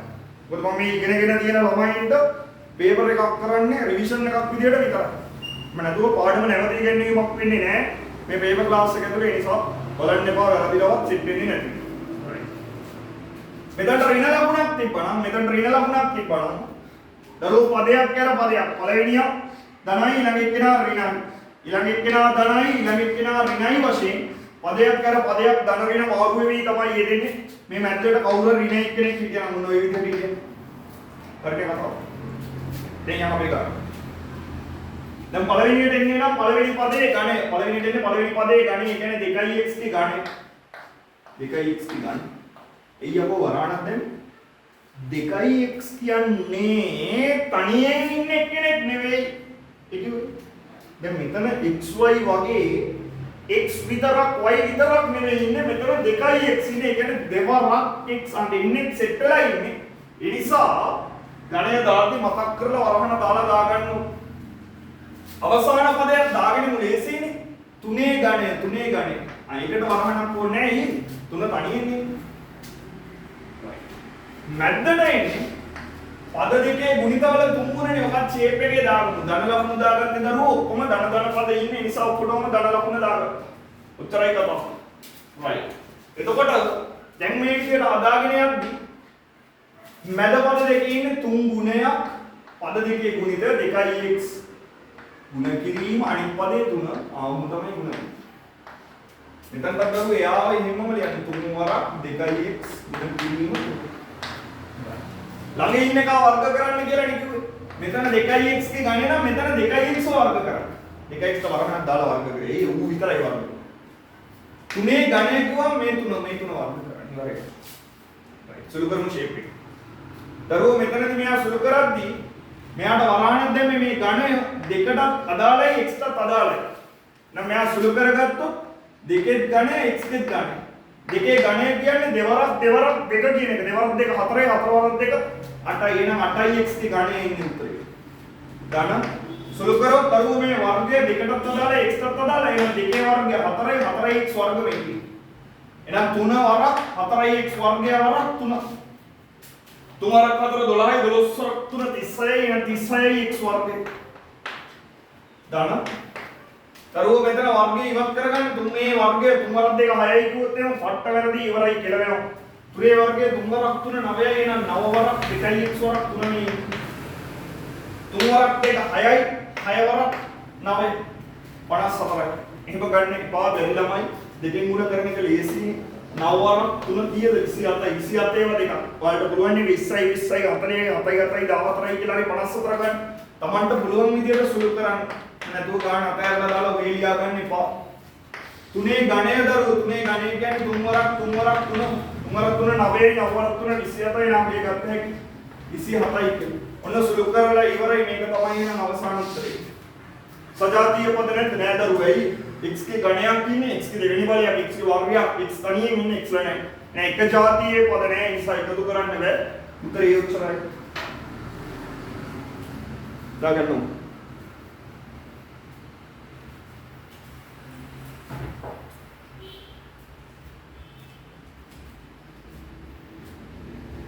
තියරි මතක නැති ළමයි නිකන් ලාවට මේක ලියාගන්න පැත්තකින් ඊට පස්සේ මතක් කරගන්න මම පාඩමත් එක්ක කියාගෙන යන්නේ ඒකයි. බලන්න මේක සෙට් නැත්නම් ද්විපද ප්‍රකාශන පාඩම 11 ශ්‍රේණිය 4 වෙනි පාඩම.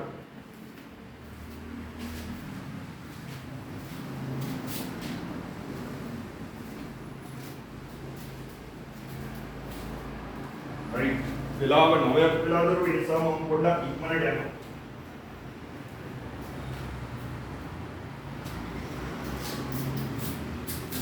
අපි නම් පැයක් ගියාට ප්‍රශ්න තුනයි සාකච්ඡා කරලා තියෙන නිසා උඩ ඉක්මනට යන්න.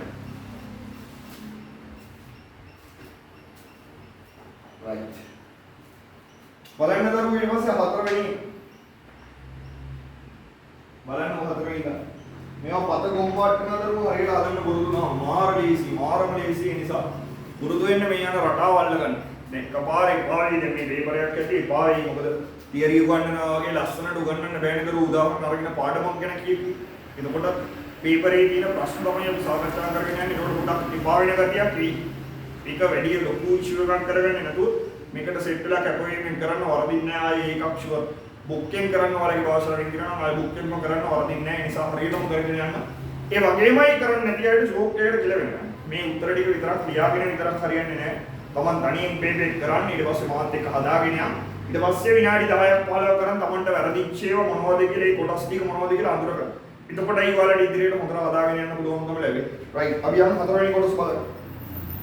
සුළු කර ධන දර්ශක සහිතව දක්වන්න. ඔන්න දර්ශක හතරේ ඒ කොටස. බලන්න දරුවෝ දීලා තියෙන ගාන දෙක ಗುಣ කිරීම m ගේ ඝනමූලයක් තියෙන්නේ. එයාගේ ඍණ දෙවෙනි බලය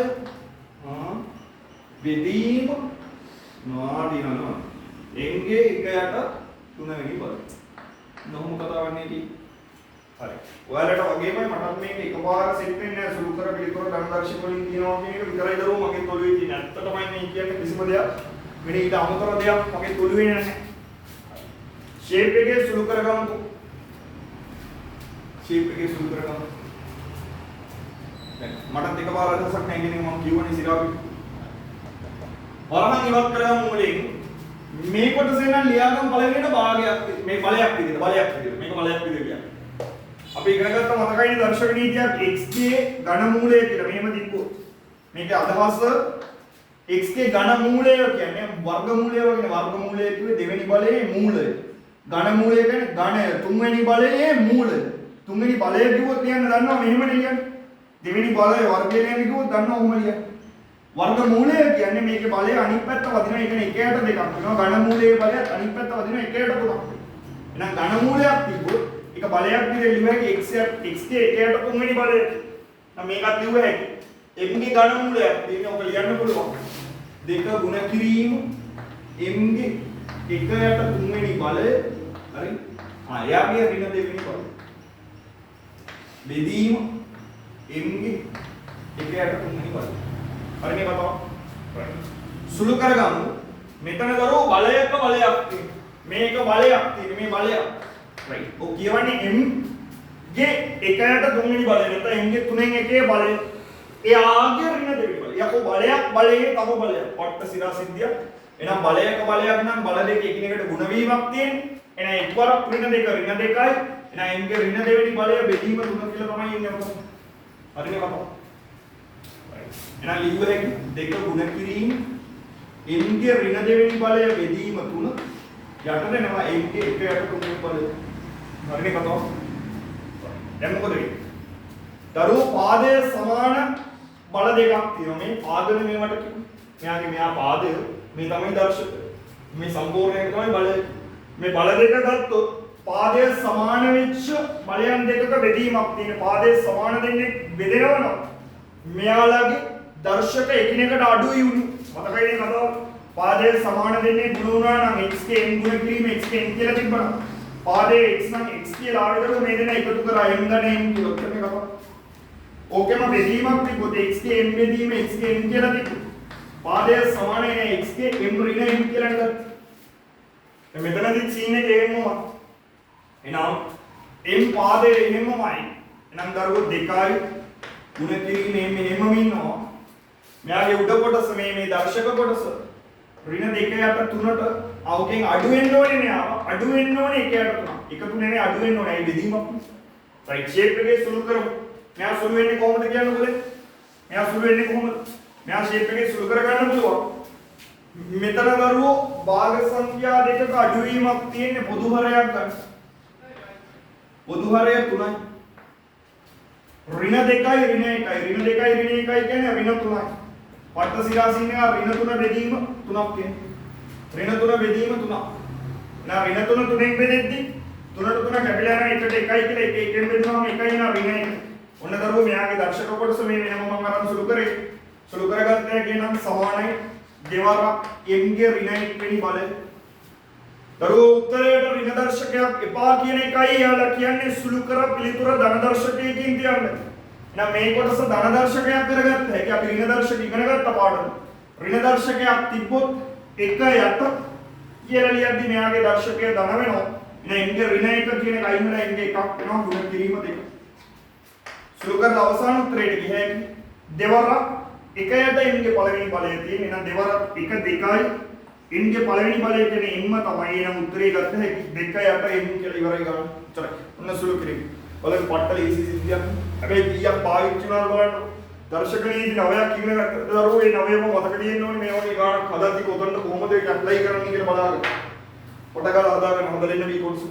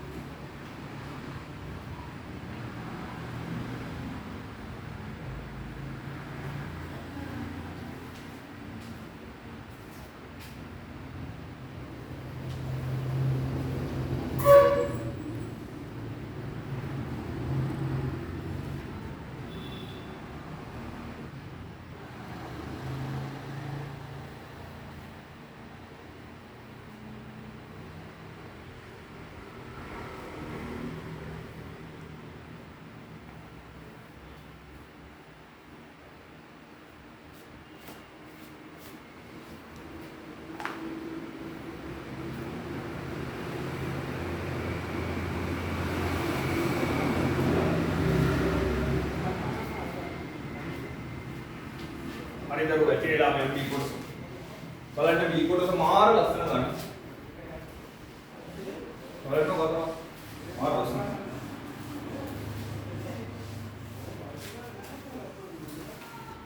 බලන්න B කොටස බලන්න කතාව ගානේ කතා කරන ගෝණිකෙක් සහ ඇස් නටවන ගෝණිකෙක් පොඩි ආතල්ලක් දීලා ඉන්නේ. කතා කරන ගෝණිකෙකුයි ඇස් නටවන ගෝණිකෙකුයි රුපියල් 400ක මිලක් වන අතර ඒ කියන්නේ කතා කරන ගෝණිකයි ඇස් නටවන ගෝණිකයි ඔය දීලා තියෙන කතාව දාගන්න දරුවෝ පළවෙනියට. B කොටස හතරේ B කොටස. ඔන්න කතා කරන ගෝණිකයි ඇස් නටවන ගෝණිකයි. එකෙක් කතා කරනවා අනික ඇස් නටවන පොඩි ආතල් එකක්. රයිට් රුපියල් 400යි. රුපියල් 400යි නම් හරිනේ. කොහොමයි කියන්නේ? වන අතර කතා කරන ගෝණිකෙකුගේ මිල ඇස් නටවන ගෝණිකයන් දෙදෙනෙකුගේ මිලට වඩා 25ක් වෙනවා.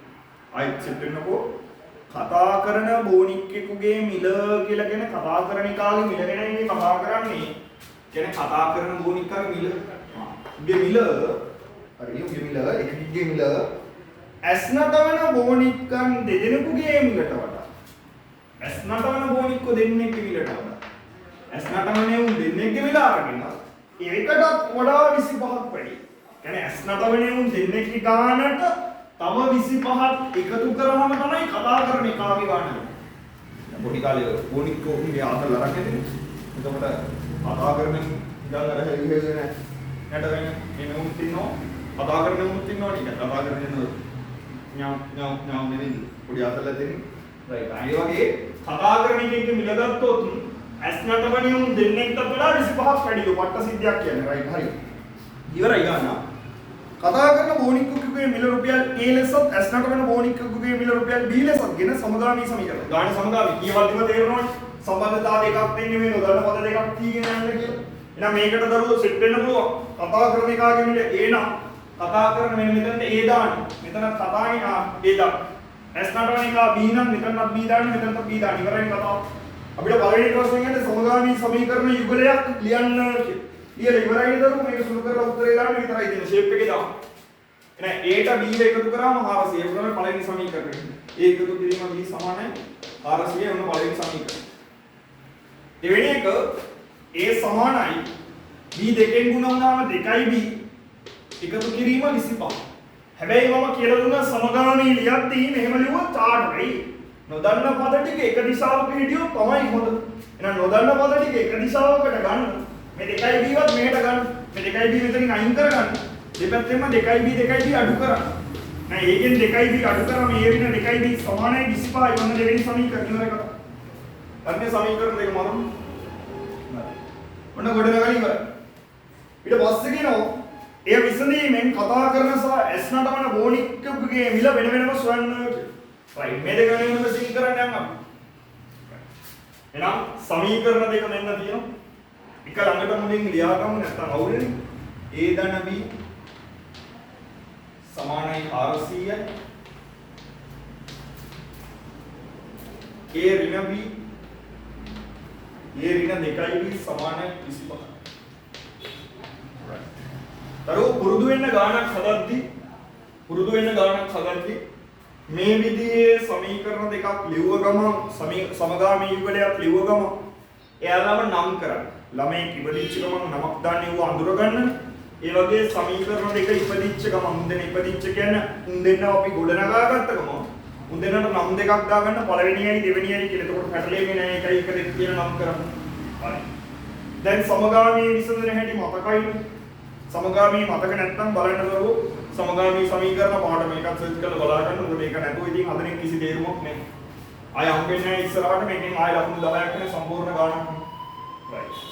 දැන් දරුවෝ සමගාමීයේ නොදන්න පද දෙකක් තියෙනවානේ. මේක තනි සමීකරණයක් විදිහට ජීවිතේට විසඳන්න බෑනේ. මේ A ධන B සමානයි 400 අරගෙන මේක තනි සමීකරණයක් විදිහට අරන් ජීවිතේට විසඳන්න බෑ. ඒ නොදන්න පද දෙකක් තියෙනවා. එනම් මේකේ මේ සමීකරණ දෙකම එකට අරන් සීන් කරලා ඒ කියන්නේ සමීකරණ දෙක එකතු කරලා හරි අඩු කරලා හරි එක පදයක් නැති කරගන්න ඕනේ. ඒව හරි B හරි නැති කරගන්න ඕනේ. එක තනි පදයක් හිටියොත් සරල සමීකරණයක් හිටියොත් විතරයි මෙයා විසඳ ගන්න පුළුවන්. එහෙනම් මොකද කරන්න පුළුවන් කියලා කල්පනා කරන්නකෝ.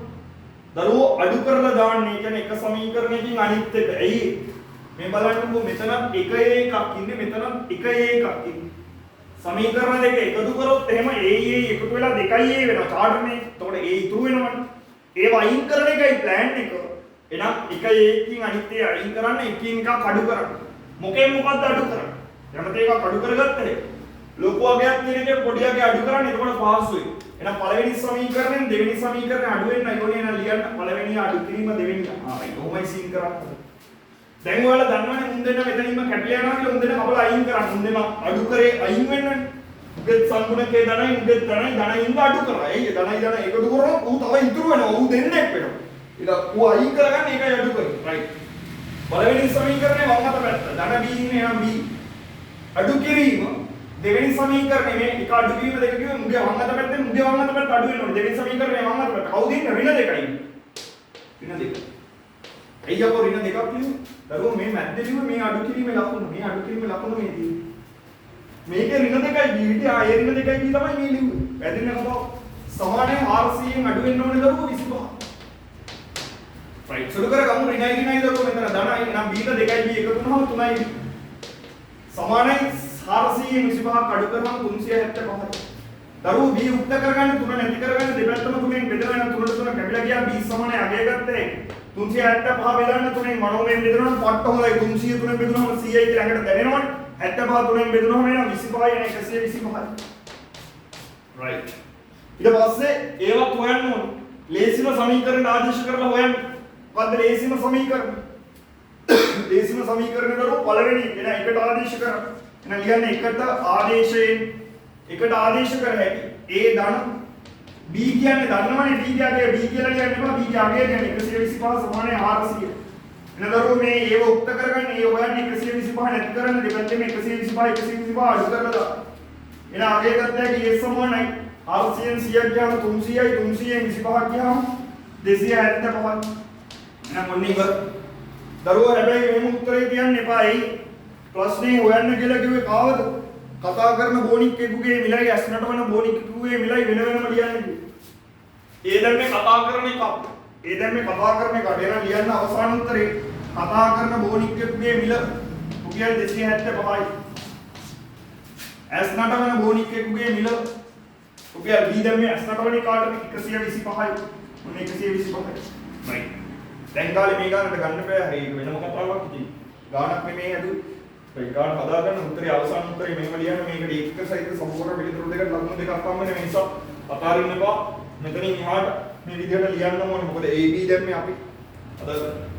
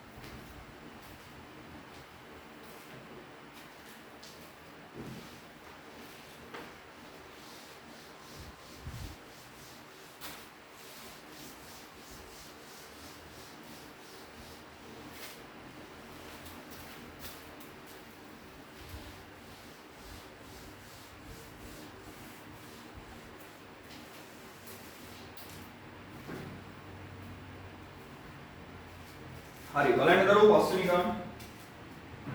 බලන්න පස්වෙනි. නිමියඳුම් නිපදවන්නේ දින 25කදී ඇඳුම් තොගයක් නිපදවීම සඳහා ඇණවුමක් ලබාගෙන ඇත. හොඳට තේරුම් ගන්න. එකපාර කියවගත්තම තේරුම් ගන්න කියව ගන්න ලීසි. එතකොට මෝ දින 25න් බාර දෙන්න ඕඩර් එකක් අරන් තියෙනවා. ඇණවුමක් දෙන්න නැත්නම් සිංහලෙන් දාගන්න ඕඩර් එකක්. හරිනේ. ඔහු දින 20කදී නිපදවන ලද දින 20කින් නිපදවන ලද නිමියඳුම් සංඛ්‍යාව පිළිබඳ තොරතුරු පහත වගුවේ දැක්වේ. එහෙනම් පල්ලෙහා තියෙන වගුවේ දීලා තියෙන්නේ ඔයාලට මෙහා දින 20කදී ඇඳුම් නිපදවන පිළිවෙල තමයි දීලා තියෙන්නේ. නිමියඳුම් සංඛ්‍යාව දීලා තියෙනවා දරුවෝ 12016 කියලා 1යි කියේ. 12016 කියන්නේ 12ත් 16ත් අතර ප්‍රමාණයක් තමයි නිපදවන්නේ. ඊළඟට 16 20 කියන්නේ 16ත් 20ත් අතර ප්‍රමාණයක්. රයිට්. ඔය විදිහට දීලා තියෙන වගයන් ටික දින ගණනක් දීලා තියෙනවා කොච්චරයිද කියලා. ඒ කියන්නේ නිමි ඇඳුම් 12ක් 16ක් අතර ප්‍රමාණයක්. කියන්නේ ඇඳුම් 12ක් 13ක් 14ක් 15ක් ඒ වගේ ගානක් නිපදවනවා එක දවසක. හරිනේ. ඊළඟට 16 20 3යි කියලා කියන්නේ. දින 3කදී දවස් 3කදී නිපදවනවා 16 20 අතර ප්‍රමාණයක්. right. ඔයගේ කතාව තමයි ඔය කියන්නේ. බලන්න ඇඳුම් නිපදවන්න දෛනිකව නිපදවන මධ්‍යන්‍ය ඇඳුම් සංඛ්‍යාව ඇසුරින් මධ්‍යන්‍ය ඇසුරින් මධ්‍යන්‍ය කියන්නේ මොකද්ද? සාමාන්‍ය අගය. සාමාන්‍යයෙන් දවසකට කීයක් වගේ මෙයා නිපදවලාද කියලායි බලාගන්න. ඒක ඇසුරින් ඇඳුම් 700ක ඇණවුම සම්පූර්ණ කිරීමට අවශ්‍ය අමතර දින ගණන සොයන්නලු. දැන් මේ පොර ඇඳුම් 700 කෝටරයක් අරන් තියෙන දින 25න් දෙන්න. ඒක මේ ආකාර මහලා තියෙන විදිහට තව අමතර දින කීයක් යයිද ඕඩර් එක කම්ප්ලීට් කරලා බාර දෙන්න කියලා ඉන්නේ යම. රයිට් එහෙනම් මධ්‍යන්‍ය හොයන්නයි සෙට් වෙන්න ඕනේ. මධ්‍යන්‍ය හොයද්දී අපි දන්නවනේ අපි ඉගෙනගෙන තියෙනවනේ ක්‍රම දෙකක් මධ්‍යන්‍ය හොයන්න. මොනවද මධ්‍යන්‍ය හොයන ක්‍රම දෙක? නිකන් නෝමල් මධ්‍යන්‍ය හොයන fx දාලා. එහෙම නැත්නම් උපකල්පිත මධ්‍යන්‍ය දාලා හොයන්න. එහෙනම් මේකට පාවිච්චි කරන්නේ මොකද්ද? එයාලා එහෙම කතාවක් කියලා නෑ. ඒ වුණාට මම කියලා තියෙනවා උපකල්පිත මධ්‍යන්‍ය දාලා හොයමු. ඒක ලේසි. රයිට් එහෙනම් මේකටත් සෙට් වෙමු අපි. දරුවේ නම් වගුව ගහන්න. නෝමල් වගුවක් තීරු 4ක් තියෙන වගුවක් ගහගත්තා නම් ඇති මේකට. හැබැයි අපි මතක් වෙන්නත් එක්ක FD දාගෙන යමු. රයිට්. පළවෙනියට එනනම් දරුවෝ පන්ති ප්‍රාන්තර. එහෙනම් පන්ති ප්‍රාන්තර. දාගමු පන්ති ප්‍රාන්තර ටික. පන්ති ප්‍රාන්තර ඊට පස්සේ මධ්‍ය අගය ඊට පස්සේ අපගමනය ඊට පස්සේ සංඛ්‍යාත ඊට පස්සේ අලගේ ගුණිත නම් පළවෙනියට පන්ති ප්‍රාන්තර මධ්‍ය අගය ඊට පස්සේ අපගමනය ඊට පස්සේ සංඛ්‍යාත අපගමනය මධ්‍ය අගය කිව්වේ දරුවෝ මෙයාගේ මධ්‍ය අගය අපි වෙන එකක් x අපගමනය කිව්වේ d ඩිෆරන්ෂල් ඊට පස්සේ සංඛ්‍යාත frequency f එතකොට f සහ d ගුණ වෙලා fd right ඉවරයි හරිද දැන් මේ ටික ෂේප් එකේ දාගෙන යන්න මේ අපගමනය කියන තීරුව වෙන්නේ නැහැ නෝමල් එකේ හොයනවා නම් ඒ කියන්නේ උපකල්පිත මධ්‍යන්‍යයක් නැතුව වෙනවා අපි උපකල්පිතක් දාගෙන යන්න වෙලේ AC එතකොට right දැන් යන් ඉස්සරහට 12 16 20 24 24 28 32 සහ 32 36 මොකද දීලා තියෙන්නේ right සීන් කරන්න පටන් ගමු සංඛ්‍යාතයක් දීලා තියෙනකොට ඒ ටිකක් දාගෙන සංඛ්‍යාතය 1යි 3යි 5යි 6යි 3යි සහ 2යි විදිහට දීලා තියෙනවා ෂේප් එකේ සෙට් වුණ දැන් ගන්න දරුවෝ මධ්‍යගය කියන්නේ මේ පන්ති වල හරි මැද අගය. එහෙනම් 12යි 16යි හරි මැද තමයි ගන්න ඕනේ. ඔක හොයාගන්න විදිහ අපි ඉගෙන ගත්තා. මම මේ පන්ති අරන් විස්තර කරන්නම්. 12යි 16 කියන එක ගත්තොත් 12 16 කියද්දි මෙයාට අපි කිව්වා 15 ආගය නැත්නම් 15 මායිම කියලා. මේ ඉන්නේ 15 ආගය. මේ ඉන්නේ මෙයාගේ ඉහළ ආගය. ඒ ඉහළ සීමාව නැත්නම් ඉහළ මායිම. right.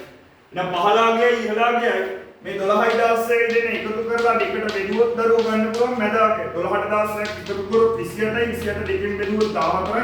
එහෙනම් 14 තමයි මෙයාගේ මධ්‍ය ආගය වෙන්නේ. හරිනේ කතාව. දැන් එතනින් පස්සේ ඔක්කොටම මෙහෙම කර වාත කරන්න එපා. එකපාර හොයාගන්න පුළුවන් නේ කොහොමද හොයාගන්නේ? මේ බලන්න හොඳට අහගන්න. පන්ති කීයෙන් කීයටද ගිහිල්ලා තියෙන්නේ කියන්නේ 4න් 4ට ගිහිල්ලා තියෙන්නේ. මේක 4යි මේක 4යි මේක 4යි. ඒ කියන්නේ මෙයාගේ ඉහළමායිම බැලුවොත් 16ට 4ක් තමයි 20 උනේ. 20ට 4ක් 24. 24ට 4ක් 28. 28ට 4ක් 32. 32ට 4ක් 36. 4 4 කී පන්තියේ තරම සමානයි පන්තියේ සයිස් එක සමානයි ඔය විදිය පන්ති ටිකක් ගියේ. එහෙනම් මෙයා 14නේ ඊළඟේ මධ්‍යගයේ දරුවෝ මෙයාට 4ක් එකතු කරලා 18යි. ඊළඟ එක්කෙනාගේ 22යි 26යි 30යි 34යි කියලා ගන්න පුළුවන් ගේමක් නෑ. පැහැදිලිද කතාව? හරි. ඉතින් ආයි කාලය නාස්ති කරන්න එපා කියලා කිව්ව. බොක්කෙන් එකක් හදාගන්න. මෙහෙම නෙවෙයි දශම ගණන් එහෙම ඇවිල්ලා දෙන්න පුළුවන්. ඒ නිසා බොක්කෙන් එකක් හදාගන්න. හදාගෙන ඉවර වෙලා මෙයා යන්නේ කීයෙන් කීයටද කියලා බලාගත්ත හැකි ඉහළමායිම 16 20 වෙන්නේ කොහොමද 20 24 යනවා 4 යන්නේ කොහොමද මේ පොඩ මාත්‍රාවක් එකතු කරගෙන යන වැඩේ ඉවරයි. තප්පර ගන්න ඉවරයි. මොකද පේපර් එකක් ලියන්න පුරුදු වෙන්න ඕනේ කාලය කළමනාකරණය කරගෙන ලියන්න. පට්ට ඉක්මනින් ලියන්න පුරුදු වෙන්න ඕනේ නිවැරදි උත්තර. right. එහෙනම් අපගමනයට. හරි. මොකද දැන් අපගමනය? අපගමනය කියන්නේ අපි මේකේ එක එක හිතා ගන්නවා මුන් තමයි උපකල්පිත මධ්‍යන්නේ කිව්වේ. උපකල්පිත මධ්‍යන්නේ කිව්වේ. උපකල්පිත කියලා කිව්වේ අපි උපකල්පනය කරනවා මේ මධ්‍යන්නේ කියලා. හා. එහෙම කරාම එකෙක් මෙච්චරයි කියලා අපි හිතා ගන්නවා. කාවද එහෙම හිතන්නේ? සුදුසුම එකයි එහෙම හිතන්න ඕන එකක් හිතන්න පුළුවන් මලට. හරිද? මේ මධ්‍යාවියල් වලින් ඕන එකක් 14යි 18යි 22යි 21යි ඕන එකක් හිතා ගන්න පුළුවන්. හැබැයි අපි හිතන්න පුරුදු වෙන්න ඕනේ. දැන් මේවා ಗುಣ වෙද්දි ಗುಣ වෙන ලොකුම සංඛ්‍යාව f කියන ಗುಣ වෙද්දි සංඛ්‍යාවේ ලොකුම එකනේ ಗುಣ වෙන්නේ ලොකුවට 6නේ ලොකුම එක. ඒ නිසා අපි හිතනවා මෙයා තමයි මෙයාගේ මධ්‍යන්‍ය කියලා. හොඳට අහගන්න ඒක. මෙයා මධ්‍යන්‍ය කියලා නේද? මෙයා මධ්‍යන්‍ය කියලා හිතාගත්තාම අපගමනය කියන්නේ ඇත්තටම මධ්‍යන්‍ය 26ක් වුණොත් තව කොච්චරක් එහාට මෙහාට වෙනවද? දැන් මධ්‍යන්‍ය 26යි අපේ උපකල්පිත මධ්‍යන්‍ය 26යි. 26 න 26ට යන්න කොච්චරක් එහාට මෙහාට යන්න ඕන? යකෝ 26 කියන්නේ 26යි කොහෙටවත් යන්නේ නැහැ. එකක්වත් එහාට මෙහාට යන්නේ නැහැ කියන්නේ. මෙහාට ඉස්සරහින් බිඳුවක් දාගන්න නැහැ. 26 30 වෙන්න නම් 4ක් එකතු වෙන්න ඕනේ නම් ධන 4යි. 26 34 වෙන්න නම් 8ක් එකතු වෙන්න ඕනේ ධන 8යි. 26 22 වෙන්න නම් 4ක් අඩු වෙන්න ඕනේ ඍණ 4යි. 26 18 වෙන්න නම් 8ක් අඩු වෙන්න ඕනේ ඍණ 8යි. 26 14 වෙන්න නම් 12ක් අඩු වෙන්න ඕනේ ඍණ 12. හරිනේ කතාව. දැන් FD ගුණිත එකම බිඳුව වරක් 6 බිඳුව. 4 වරක් 3 12යි. ඊළඟ මම කියලා තියෙනවා ධන ලකුණු මේක පැත්තේ කොනට ලියා ගන්න කියලා. 8 වරක් 2 16යි. ඍණේව මේ පැත්තේ කොනට ලියා ගන්න. මේ උත්තර තුනම ඍණේ. 12 වරක් 1 12යි. 8 වරක් 3 24යි. 4 වරක් 5 20යි. ධන උත්තර ටික වෙනම ගන්න ඍණ උත්තර ටික වෙනම ගන්න එකතු කරා. ධනේව ටික එකතු කරොත් ධන 28යි. ඍණ උත්තර ටික එකතු කරොත් 20යි 24යි 12යි. ඡේද එකතු කරන්නේ 20යි 20යි 10යි 50යි. ඔය ටික 50යි. 4යි 2යි 6යි 56යි. ඉවරයි. හරිද කතාව? දැන් මේ තීරුව එකතු කරගන්න ඕනේ සිග්මා FD. සිග්මා FD කියන්නේ ඍණ 56කුයි ධන 28කුයි. එහෙනම් සුළු කරගත්තොත් 56යි 28යි 28යි ලොකු සංඛ්‍යාව ඍණ හින්දා උත්තරේ ඍණ එනවා ඍණ 28යි. ඊට පස්සේ f තීරුව එකතුව සිග්මා f කිය මේක එකතු කරන්න තරම් මෝඩෙක් වෙන්න එපායි. දීලා තියෙනවා දින 20ක තොරතුරු තියෙන්නේ කියලා. එහෙනම් කෙලින්ම සිග්මා f සමානයි 20යි. ඔකත් දාන්න. රයිට්. දැන් සෙට් කරමු ගානකට. දැන් සූත්‍රය මොකද්ද? දැන් උපකල්පිත මධ්‍යන්නේ හොයන සූත්‍රය උපකල්පිත මධ්‍යන්නේ සිරායකට දාන සූත්‍රය මොකක්ද? මොකද්ද සිරායකට දාන සූත්‍රය? සැබෑ මධ්‍යන්නේ සැබෑ මධ්‍යන්නේ සමානයි උපකල්පිත මධ්‍යන්නේ අපි කියනවා assumed mean කියලා. එහෙනම් ඒ අකුර ගන්න. සිග්මා FD බෙදීම සිග්මා F. මේ තමයි උපකල්පිත මධ්‍යන්නේ. මේ තමයි උපකල්පිත මධ්‍යන්නේ. right. එහෙනම් දරුවෝ ඒ කියලා කියන්නේ උපකල්පිත මධ්‍යන්නේ. මේ රවුන්ඩ් කරලා තියාගත්තේ ඒකයි. බිඳුව දාති දාන්න කලින් මෙයා රවුන්ඩ් කරගත්තා. එතකොට ගාන දිහා බලපුවම උපකල්පිතේ කවුද කියලා පේනවා. එහෙනම් එතනට ආදේශ කර හැකි 26. එකතු කිරීම සිග්මා FD බලන්න සිග්මා FD කියන්නේ කීයද? ඍණ 28ක් මාරු. බෙදීම සිග්මා F කියන්නේ 20යි. හරිද? දරුවෝ මේක සුළු කරලා මේකට එකතු කරන්න. සුළු කරද්දී මෙයත් දෙකෙන් බෙදෙනවා මෙයත් දෙකෙන් බෙදෙනවා. 20 දෙකෙන් බෙදුවොත් 10යි. 28 දෙකෙන් බෙදුවොත් 14යි. හරිනේ කතාව? 14 10න් බෙදෙන්නේ 10න් බෙදෙද්දී මරුනේ දශම ස්ථාන එකක් තියන්න තියෙන්නේ. එහෙනම් උත්තරේ ගත්ත හැටි 1.4යි කියලා. එහෙනම් මෙතන 26 අඩු කිරීම ධනයි ඍණයි ඍණනේ. ඉඳ අඩු කිරීම 14 10න් බෙදෙනවා කියන්නේ 1.4යි. උත්තරේ 1.4යි. එහෙනම් 26න් 1.4ක් අඩු කරන්න. එකක් අඩු කරන්න 25යි. හරි 25යි. තව 0.4ක් එන්නේ. තව 0.4ක් ආවම මොකද වෙන්නේ? 25ට 0.4ක් මෙහාට එනවා කියන්නේ 24යි ගානක් කියන්නේ 24.6යි කියලා ගන්න. මොන උත්තරේ? හරිනේ. බලන්න ප්‍රශ්නේ හොඳට අහන්න.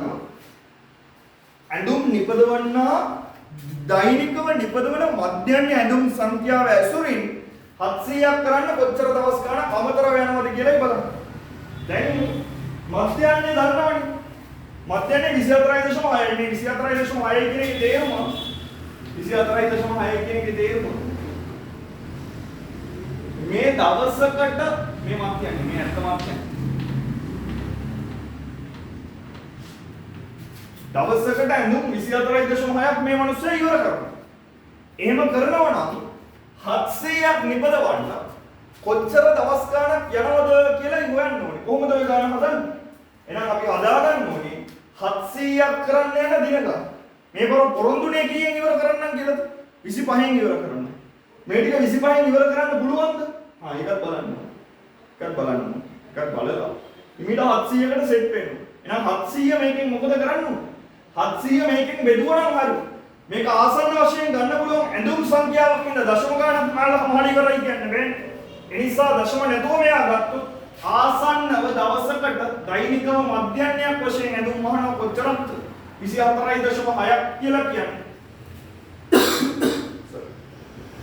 24.6ක් කියලා කියන්නේ. කොච්චරද? 25ක් කියලාමයි ගන්න. එයි මං එහෙම කිව්වේ. එයි දරුවෝ දශම 6නේ දශම ස්ථානයේ පස්සේ 6 තියෙන්නේ. 5 හෝ 5ට වැඩි සංඛ්‍යාවක් නම් ආසන්න සංඛ්‍යාවට වට යද්දී ආපැත්තට. දැන් ආසන්නව 25යි. එහෙනම් දැන් 700ක් දිනවම අහන්න දවසට 25ක් මැරුවොත් කොහොමද කියලා බලන්න. එහෙනම් 25න් බෙදන්න. රයිට් හිමීට බෙදමු. 5ව බෙදාගත්ත හැකි 25ට 5ව 5යි. 70ට 5ව 7ට 5ව 1යි 2ක් ඉතුරුයි. මෙතන 4යි. එතකොට 140යි. 140 ආයෙ 5න් බෙදන්න. 140 ආයෙ 5න් බෙදමු. 5ට 5ව 1යි. මෙතන 2යි 4ක් ඉතුරුයි. 40යි 40ට 5ව 8යි. එහෙනම් 28යි. මොනවද 28? දින යනවා 28ක්. දරුවෝ දින 25න් දෙන්න පොරොන්දුනේ ඕඩරේ. හැබැයි දින 28ක් යනවා. එහෙනම් අමතර දින ගන්න අපිට ලියන්න පුළුවන්. අමතර දින ගන්න. 28න් 25ක් අඩු කරාම අපේ 3යි එනම් දින 3ක් කොන්න යනවා. අමතර දින ගන්න 3යි කියලා ගන්න පුළුවන්. පැහැදිලිද හදස් විදිය? උත්තරේ කරපන්. අද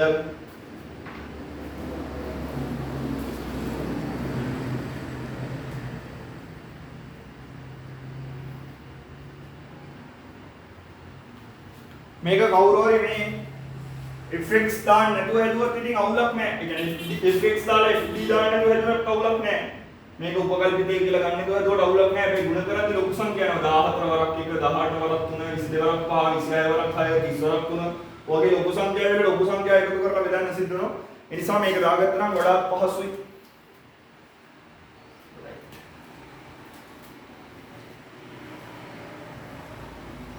දැන් කාට හරි හිතෙන්න පුළුවන් කමක් නැද්ද මෙහෙම ඉතින් මේ ආසන්න වෙහුවට කමක් නැහැ ඉතින් ඇයි අපි මේ ඇවරේජ් එක ගන්න දවසකට ප්‍රමාණයක් ගන්න යාලා ගානේ පැහැදිලිව කියලා තියෙනවා මෙන්න මෙහෙම කතාවක් ඇඳුම් නිපදවන දෛනිකව නිපදවන මධ්‍යන්නේ ඇඳුම් සංඛ්‍යාව ඇසුරින් දවසකට නිපදවන මධ්‍යන්නේ සාමාන්‍යගේ දවසකට සාමාන්‍ය දල වශයෙන් කීයක් නිපදවනවද ඒක ඇසුරින් හොයන්න කියලා ගේමක් නැහැ මේක එකපාර දවසකට ආසන්න 25යි දවසකට ආසන්න 25යි නම් 700ක් ඕනේ අනුන් 700ක් බෙදන්න 25න් බෙදු.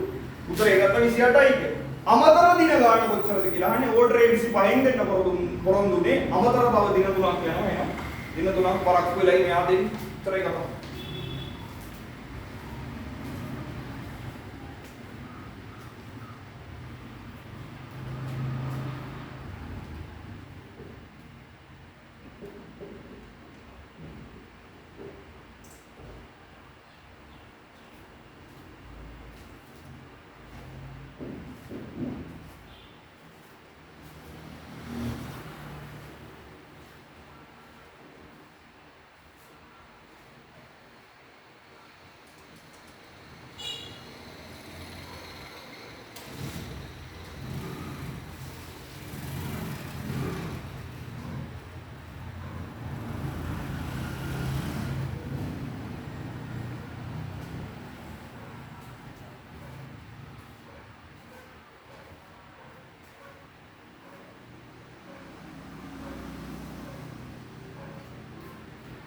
Right, ఎందరూ ఇలంగా హైవేని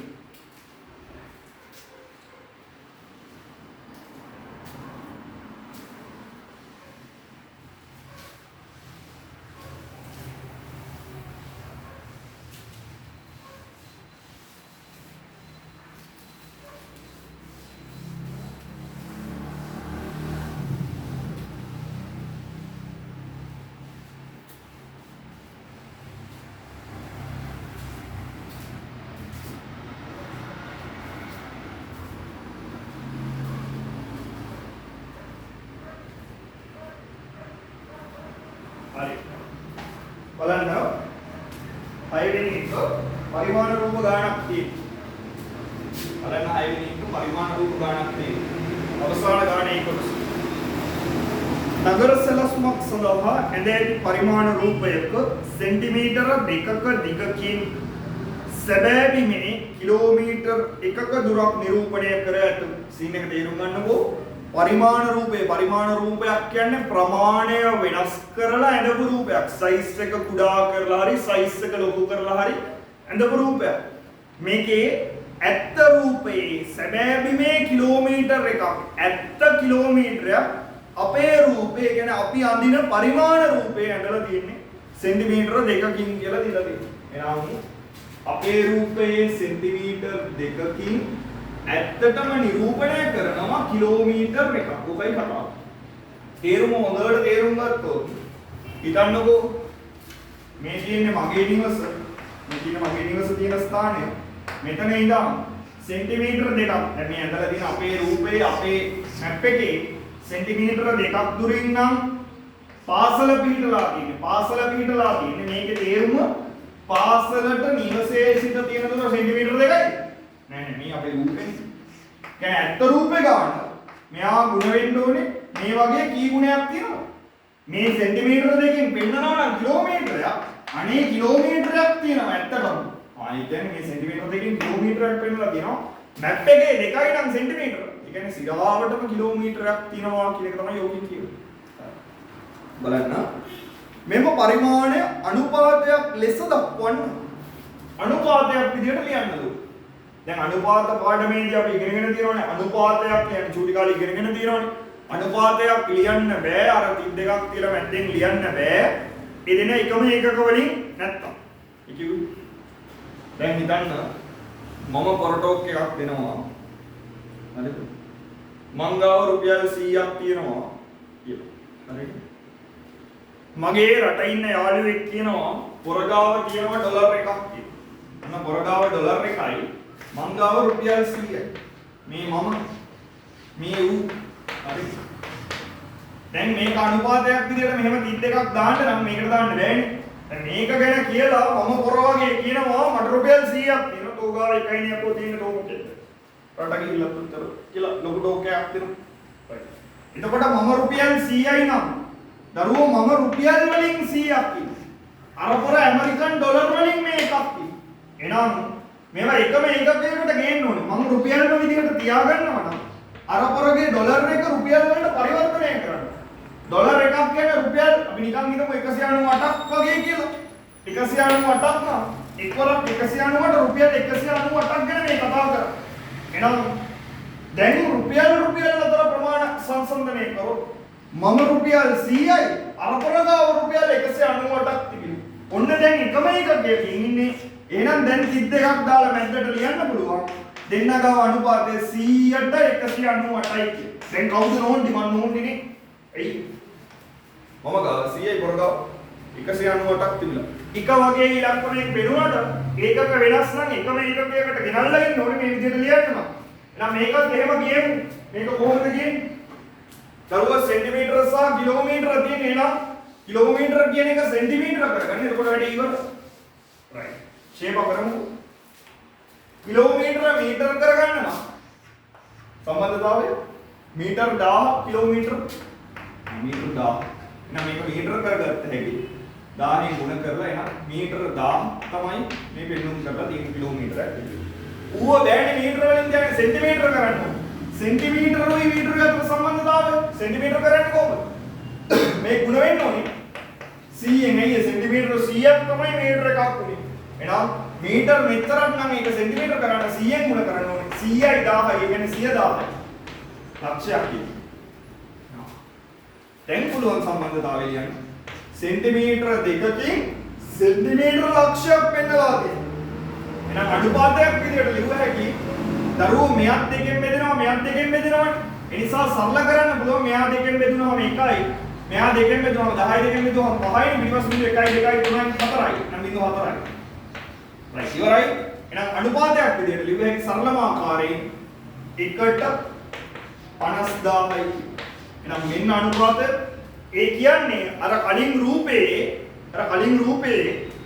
1 සෙන්ටිමීටර එක පරතරයක් තිබ්බනම් නිකම් මම කියන්නේ A කියන ලක්ෂයේ ඉඳන් B කියන ලක්ෂයට අපේ රූපේ සෙන්ටිමීටර එකක් තිබ්බනම් ඇත්ත ගන්න ලැබෙන්නේ මේ සංඛ්‍යාත්මක අගය 50000න් ගුණ කරපුවා. එහෙනම් 50000 සෙන්ටිමීටර 50000 ඇත්ත දුරක් සැබෑ දුරක් මේකේ තියෙනවා කියන එකයි මේ පාඩමේ අදහස. දේර්ඝාණීය පරිමාණ රූප පරිමාණ ලියා ගන්න සිද්ධිය. රයිට් ඔන්න එන පළවෙනි එකේ අනුපාතයේ සමම ආකාරයෙන් ලියුවා. බලන්න ඊට පස්සේ ඒකේ රෝමි ලක්ෂණ දෙක. බලන්න ඒකේ රෝමි ලක්ෂණ දෙක කියන ඉහත එකේ ඔබ සඳහන් කළ පරිමාණයට අනුව නගරයේ මීටර 800ක දුරක් දක්වා ඇති පරිමාණ දුර කොපමණද? ඉහත එකේ ඔබ සඳහන් කළ පරිමාණයට අනුව, ඒ කියන්නේ මේකට අනුව ඔකට අනුව නගරයේ මීටර 800ක දුරක් දක්වා ඇති, කියන්නේ සිරාවටම සැබෑ දුර මීටර 800ක්, සැබෑ දුර මීටර 800ක් දක්වන්නේ පරිමාණ රූපයේ කොච්චරක් පාවිච්චි කරනවද කියලායි මේ අහන්නේ. හරිනේ කතාව. ෂේප් එකේ සෙට් කරමු පරිමාණ රූපයේ දිග කොච්චරද කියලා තමයි ගන්න. එකපාරටම අදහසක් නෑමට ෂේප් එකේ සෙට් කරමු. මේව වැඩක් කරමු. දැන් අපි අනුපාතය දන්නවනේ මේ විදිහට යන්නේ කියලා. ඒතකොට සෙන්ටිමීටර වලින් උත්තරයක් මේ. එහෙනම් මේ දීලා තියෙන 800 මුලින් සෙන්ටිමීටර කරගන්න. එහෙනම් සෙන්ටිමීටර කරන්න නම් මෙයා 100ෙන් ගුණ වෙන්න ඕනේ. එයා 100ෙන් ගුණ වුණා 800ට පිටිපස්සේ බිංදු දෙකයි. එහෙනම් 80000යි. හරිනේ? මේ 80000 නිරූපණය කරලා තියෙන්නේ කොච්චරකින්ද කියලා තමයි මේ හොයන්නේ. ඔකනේ හොයන්නේ. අපි දන්නවා එකට නම් 50000යි. එහෙනම් මේ අනුපාත දෙක සමාන වෙන්න ඕනේ. දැන් අනුපාතයක් විදිහට ලියද්දී මෙතන සමාන වෙන්න ඕනේ. කියන්නේ එකකින් 50000ක් පෙන්නන්නේ. එකකින් 50000ක් පෙන්නන්නේ. මේ එකකින් 50000ක් පෙන්නන්නේ x කින් පෙන්නනවලු 80000. එහෙනම් 80000ක් මෙහෙට කොච්චරද කියලා තමයි හොයන්නේ. එහෙනම් ඇත්ත කතාව 80000 50000න් බෙදුවා නම් හරි. يعني මෙතන 50000ක් මෙතන 50000න් බෙදුවොත් එකයි කියලා දන්නවා. නිකන් ඇඟට දැනුම් නෑ වගේ නෝ. මෙන්න අපේ පරිමාණ රූප. පරිමාණ රූපේ වෙනස අපිට ලියාගත්තේ ඒකයට x. හරි. පරිමාණ රූපේ අනුපාත ටික ලියාගත්තේ ඒකයට x. සැබෑ දුර අතර අනුපාතය ලියාගත්තේ 50000 80000. හරස් කුණිතයක් දාගත්තොත් x මෙහෙට යනවා 80000 මෙහෙට එනවා. එහෙනම් 80000 සමානයි x ගුණ කිරීම 50000. 50000 අයින් කරන්න 50000න් බෙදන්නයි ඕනේ. එහෙනම් මේ පැත්තත් බෙදන්න ඕනේ 50000. 50000ට 50000 කැපිලා ගියා x සමානයි.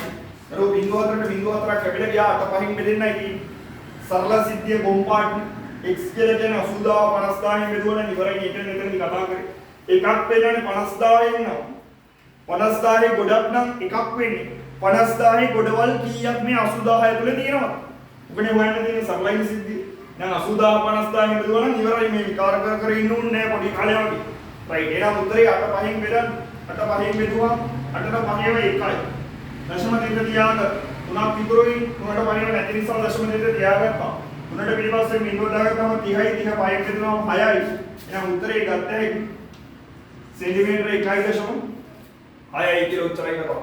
අන්න සෙන්ටිමීටර 1.6. හරි.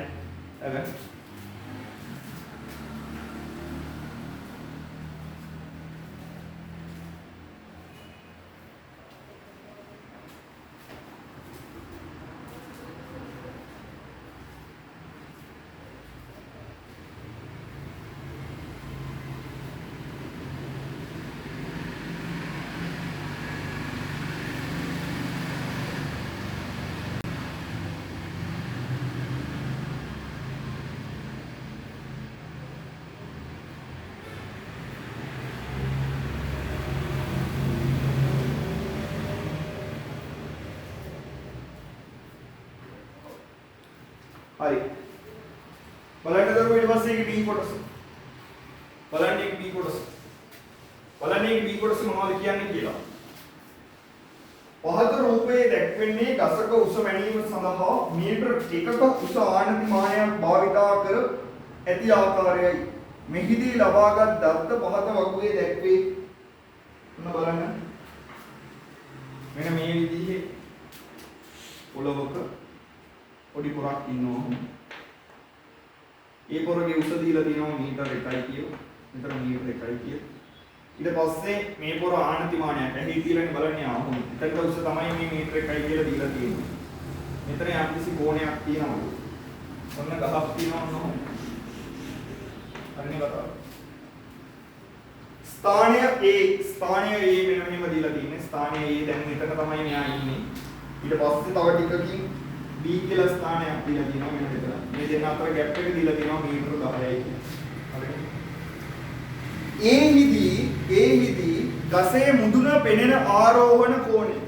මෙතන ඉඳන් මේ අකා මෙතන ඉඳන් ගහේ මුදුන බලන්න. මෙහෙමනේ ගහේ මුදුන පේන්නේ. මෙතනනේ ගහේ මුදුන. ගහේ මුදුන පේන ආනති කෝණය දීලා තියෙනවා. මේ කෝණය 35යි කියලා. මෙතන අංශක 35යි කියලා. මෙතනදී අංශක 35යි. ඊට පස්සේ මේ පොර B කියන තැනට ගියාම මෙන්න මෙතනට ගියාම මෙතනදී ආයෙත් බැලුවොත් මෙතනදී ඔහොම බැලුවොත් මෙතනදී පේන කෝණය මෙතනදී මේ පේන කෝණය මෙන්න මෙයා දීලා තියෙනවා මෙතනදී පේන කෝණය අංශක 50යි කියලා. මෙතනදී 50. හරිනේ කතාව. ගසේ ඍජු උස සලකා ඉහත තොරතුරු දල රූපයක දක්වන්න. ගසේ ඍජු උස සලකා මෙන්න මේක රූපයක දක්වන්න right. ඒ කියන්නේ ගසේ ඍජු උස කියන්නේ මේ ගහේ කෙලින් උස තමයි උස කියන්නේ. ඒකට ඒක තමයි මුදුන. ඔන්න රූපයක දැක්වුවා ඉතරයි කතාව. හරිද? දල රූපයක් දක්වන්න කියන්නේ ඒකට ඔක්සිජන් ඕනේ ඔය විදිහට දාන ප්‍රමාණය. දල රූපයක් කියන්නේ දැන් ආයෙ මැනින් කරන්න ඕනේ නැහැ කියන එක තමයි අදහස් වෙන්නේ. ඒ කියන්නේ මේකේ මීටරයක් ඇඳලා කියන්නේ මීටර 10ක්. එහෙම කරන්න අවශ්‍යතාවය නැහැ. දල රූපයක් කියවම මොහේ නිකන් ඇඳලා දාන්න. හරිද? දැන් ගාන පටන් ගත්තේ ගසක උස මැනීමට මීටර 1ක් උස ආනතිමානයක් භාවිතා කරේ. දැන් ආනතිමානය මීටර 1යි. ඒ කියන්නේ දැන් ළමයා මෙහෙම ඉන්නවා නම් දැන් බමනන් ඔගේ වහින්න යන්නේ. මීටරයක් උස ආනතිමානය බිම හිටවුවම මෙතනට නෙදී. ඒ ගානට නැවිලා තමයි බලන්නේ. ඒකයි මේ මෙතනදී මීටරය කියන්නේ. මම ඉතින් ළමයාගේ උසත් මීටරයක් වගේ ළඟින් යන්න මේ ඔළුව මේ හරියට එන්න සෙට් වෙන්න. ඇහැ තියෙන තැන මීටරයයි කියලා කිව්වේ. අර ආනතිමානය මීටරයයි නම් ආයතනට තමයි ඇහැ තියන්න සිද්ධ වෙන්නේ. පැහැදිලිද කතාව? ඊට පස්සේ කියනවා මීටර 2ක් සෙන්ටිමීටර 1යි පරිමාණය කියන පරිමාණ රූපයක් හඳින්නලු. ඔන්න දැන් කියනවා පරිමාණ රූපයක් හඳින්නලු. මාර කේස් එක. දැන් කොහොමද ඔකට පරිමාණ රූපයක් හඳින්නේ? කොහොමද පරිමාණ රූපයක් හඳින්නේ? යාලා දීලා තියෙන පරිමාණය පාවිච්චි කරා. යාලා දීලා තියෙන්නේ මීටර 2ක් සෙන්ටිමීටර 1යි. මීටර 2ක් සෙන්ටිමීටර 1යි. කොහොමද දීලා තියෙන්නේ? මීටර සෙන්ටිමීටර කරගන්න නම් 100න් ගුණන. දරුවෝ මෙහෙම ලියන්නේ නෑ මේක පළවෙනි ලියන්නේ. ඇයි? දරුවෝ අපි පොතේනේ අඳින්නේ. අපි අඳින එක ලියන්නේ. යාලා මොකක් පළවෙනියට දුන්නා කමන්නේ. අපි අඳින එක මුලින් ලියන්නේ. හරි මේ ලියුව එක. ඒ වුණාට මාරු වෙන්න ඕනේ. ඒ කියන්නේ සෙන්ටිමීටර 1කින් නිරූපණය කරන්නේ මීටර 2ක් කියලා යෝග ලියවෙනවා. මෙහෙම ලියුවත් ඇත. පැහැදිලිද කතාව? පරිමාණ රූපණයක් කියන්නේ. ඒක අපි ස්ටෑන්ඩඩ් ෆෝම් එකට ලියන්නේ. පළවෙනියට ලියන්නේ. අපි මේ පරිමාණය අඳින එක. ඔය ඔයාලා දැකලා ඉතිනේ maps ශ්‍රී ලංකා සිටියම් ඊට නැදලා තියෙන ලෝක සිටියම් 1.50000 1ට 1,50,000 ඔහොම ඇදලා තියෙන්නේ. ඒ 1.50,000 කියන්නේ අපේ රූපේ එකකින් ඒ වගේ 1,50,000ක් වෙනවා. 1.50,000 ඒ එකකින් ඒ වගේ 50,000 ගුණයක් වෙනවා. ඕකයි කතාව. right. එහෙනම් මෙහෙම ලියාගත්තු මේ සිද්ධියමයි මීටර සෙන්ටිමීටර කරගන්න 100 ගුණ කරා. එහෙනම් ඇත්ත කතාව. 1 සෙන්ටිමීටරයකින් සෙන්ටිමීටර 200ක් වෙනුම් කරනවා. يعني අපි අඳින පරිමාණය ගත්තොත් සෙන්ටිමීටර අයින් කරලා දැම්මොත් 1ට 200 පරිමාණයක් මෙයන්. හරිද? එහෙනම් පරිමාණ රූපයක් අඳින්න කිව්වහම මේ අහන්නේ දරුවෝ B කොටසේ දෙවෙනි එක. පරිමාණ රූපයක් අඳින්න කිව්වම අපේ පරිමාණ රූපේ පැත්තක අනිවාර්යෙන් ලියලා තියෙන්න ඕනේ මේ පරිමාණ. නෑ 1ට 200. ඔබ දාලා ඉන්න. නැත්නම් දන්නේ නැහැ මොන පරිමාණයද ඔක ඇඳලා තියෙන්නේ. ඔබ දාලා ඉන්න. right. දැන් අඳිද්දී මේ වගේ දල වශයෙන් කැමති දුරවල් අරන් අඳින්න බෑ. දැන් මනලා අඳින්න. right. shape එකේ මනලා අඳින්න. දැන් පරිමාණ රූපයක් අඳින්නේ ප්‍රමාණයට හරියට අඳින්න. කොහොමද අඳින්නේ? ඔල කෙලින්. මේකට පළවෙනි ටිකක් ගන්න. රූල කියලා සරල රේඛාවක් ගන්න. රූල කියලා සරල රේඛාවක් ගහලා මෙන්න මේ විදිහට. දරුවෝ මීටර 1ක් උසයිනේ මොකද්ද අපේ ඔය ආනතිමානය? දැන් සෙන්ටිමීටර 1කින් නම් හොඳට අහගන්න. සෙන්ටිමීටර 1කින් නම් මීටර 2ක් පෙන්වන්නේ 1 මීටරයක් පෙන්වන්න 1 මීටරයක්. මීටර 2ක් සෙන්ටිමීටරයක්. එහෙනම් සෙන්ටිමීටරයක් මෙතනින් ආනතිමානය සෙන්ටිමීටරයක් උස ගන්නත් අවුලයි. එතකොට ආනතිමානය මීටර දෙකක් උස වෙලානේ. ඉක්කේ භාගය ගන්න. මේ කියන්නේ සෙන්ටිමීටර භාගයයි. ඔන්න ආනතිමානයේ උස. එහෙනම් ආනතිමානයේ උස වල අඳින්න ඕනේ සෙන්ටිමීටර භාගයක් වෙන විදිහට. ඒ කියන්නේ මෙතන ඉඳන් රූලර් තියලා 0.5ක් 0.5යි සෙන්ටිමීටර. මේක අතර දුර මෙන්න ආනතිමානය මේ දුර 0.5ක් තමයි මේ සෙන්ටිමීටර 0.5. හරි නේද බබා? ඊට පස්සේ හොඳට අහගන්න. කලබල වෙන්න එපා. හරිනේ? ඊට පස්සේ මේ A කියන තැන හරිද? ඊට පස්සේ B කියන තැන ලකුණු කරමු. ගහ කොහෙද දන්නේ නැහැ. ඔයාලා දන්නේ නැහැ මම දන්නේ. ඊට පස්සේ ලකුණු කරමු B කියන තැන. දැන් B වල ලකුණු කරද්දී A ගේ ඉඳන් B ට කොච්චර දුරක් තියෙනවද? මීටර 10යි. එතන මීටර 10ක් තියෙනවා නම් අපි අඳින්නේ මීටර 2ක් සෙන්ටිමීටර 1ක් විදියට. හරිනේ කතාව? එහෙනම් මීටර 10ක් අඳින්න නම් මේ දෙක පහෙන් ගුණ කරන්නේ 10 වෙන්නේ. ඒ කියන්නේ සෙන්ටිමීටර 1 වගේ 5 ගුණයක්. ඒ කියන්නේ සෙන්ටිමීටර 5කින් තමයි A ගේ B ගේ පරතර යන්නේ. එහෙනම් රූල තියලා මෙහෙට මැන්න සෙන්ටිමීටර 5ක් මේ වගේ 5ක් මයින්. ඒ කියන්නේ සෙන්ටිමීටර 5ක් මයිනස් සෙන්ටිමීටර 5ක්. රයිට් ආතර තමයි මේ කොටස එතකොට දරුවෝ සෙන්ටිමීටර 5යි අපේ රූලේ. මේවා ලකුණු කරන්න ඕනේ මේ විදිහට. මේ මම ලකුණු කරේ ඔයාලා මැනලා තියෙන දුර මෙච්චරක් වෙන්න ඕනේ කියලා ඔයාලට දැනගන්න. හරිනේ කතාව? මේ මෙහෙම ලකුණු කරන්න ඕනේ නැහැ කියන්නේ මෙහෙම දදා ලකුණු කරන්න ඕනේ නිකන් යන 0.5 සෙන්ටිමීටර. මෙතන නිකන් යන සෙන්ටිමීටර 5යි ඉතරයි. මේවා දදා මෙහෙම නිකන් සංගලවන්න දදා ඕනේ. රයිට්. ඊට පස්සේ අරගෙන යනවා සිද්ධිය. දැන් ඊට පස්සේ දැන් ආනතිමානය මෙතන තිබ්බොත් දරුවෝ මෙතන තියෙන්නේ. මෙතනටත් ඇවිල්ලා ආනතිමානය තියෙනවනේ. ඒක එතනත් 0.5ක් උසට මෙන්න මේ වගේ ස්ථානයක් ලකුණු කරගන්න නැත්නම් අවුල් කරගන්න. හරිද?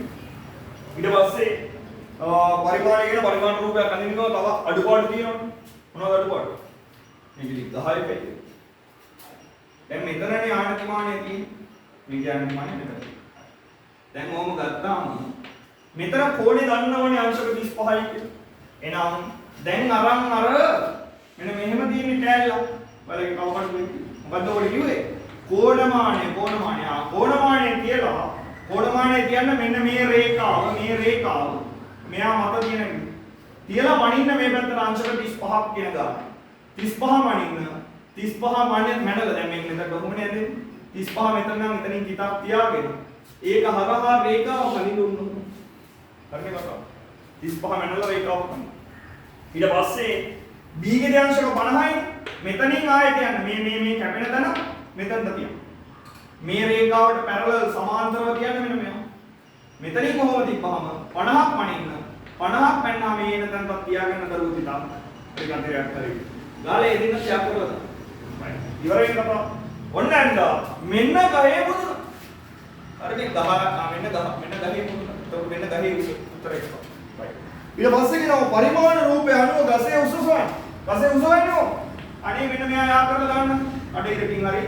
රේඛාවකින් සම රේඛාවකින් හරි ගමන්න ඊට පස්සේ මෙයාගේ දුර වැඩ ගන්න කීයද කියලා සෙන්ටිමීටර වලින් යම් කිසි උසක් එයි ඒ සෙන්ටිමීටර වලින් එන උස ඇත්ත උස හොයාගන්න කීයද මොකද වෙන්න ඕනේ එකට 200යි දැන් අපි හිතමු මෙතනට නිකන් අපි උස ආවා කියලා නිකන් හිතමු 10ක් සෙන්ටිමීටර 10ක් ඇත්ත උස හොයාගන්න නම් මොකද වෙන්න ඕනේ මෙයා ගුණ වෙන්න ඕනේ 200 මෙයා 200 ගුණ කරා 200 100 කියලා වෙනවා මීටර 2000 සෙන්ටිමීටර 2000 සෙන්ටිමීටර 2000 ලොකු වැඩිනේ මීටර කරන්න නම් මෙයා 100ෙන් බෙදන්න ඕනේ. මෙයා 100ෙන් බෙදන්න. බින්දුවකට බින්දුව එකක් කරනවා අම්මට සෙන්ටිමීටර 20ක් උසයි. පැහැදිලිද කතා? ඔන්න ඔහොම එකක් ගත්තා. දැන් මේක ගාන 10න් ගෙමි. ඔයාලට ගානේ ඒන ගාන දාගන්න. කලබල වෙන්න. පැහැදිලිද සිද්ධි? සෙන්ටිමීටර වලින් එන උත්තරේ 200 ගුණ කරන්නේ. නේද? පරිමාණයක් කියන්නේ එකට 200 පරිමාණය. එහෙනම් ඒ පෙන්වන ප්‍රමාණය 200න් ගුණ වුණාම තමයි ගහේ ඇත්ත උස ලැබෙන්නේ. ඔච්චරයි කතාව. right ගාලා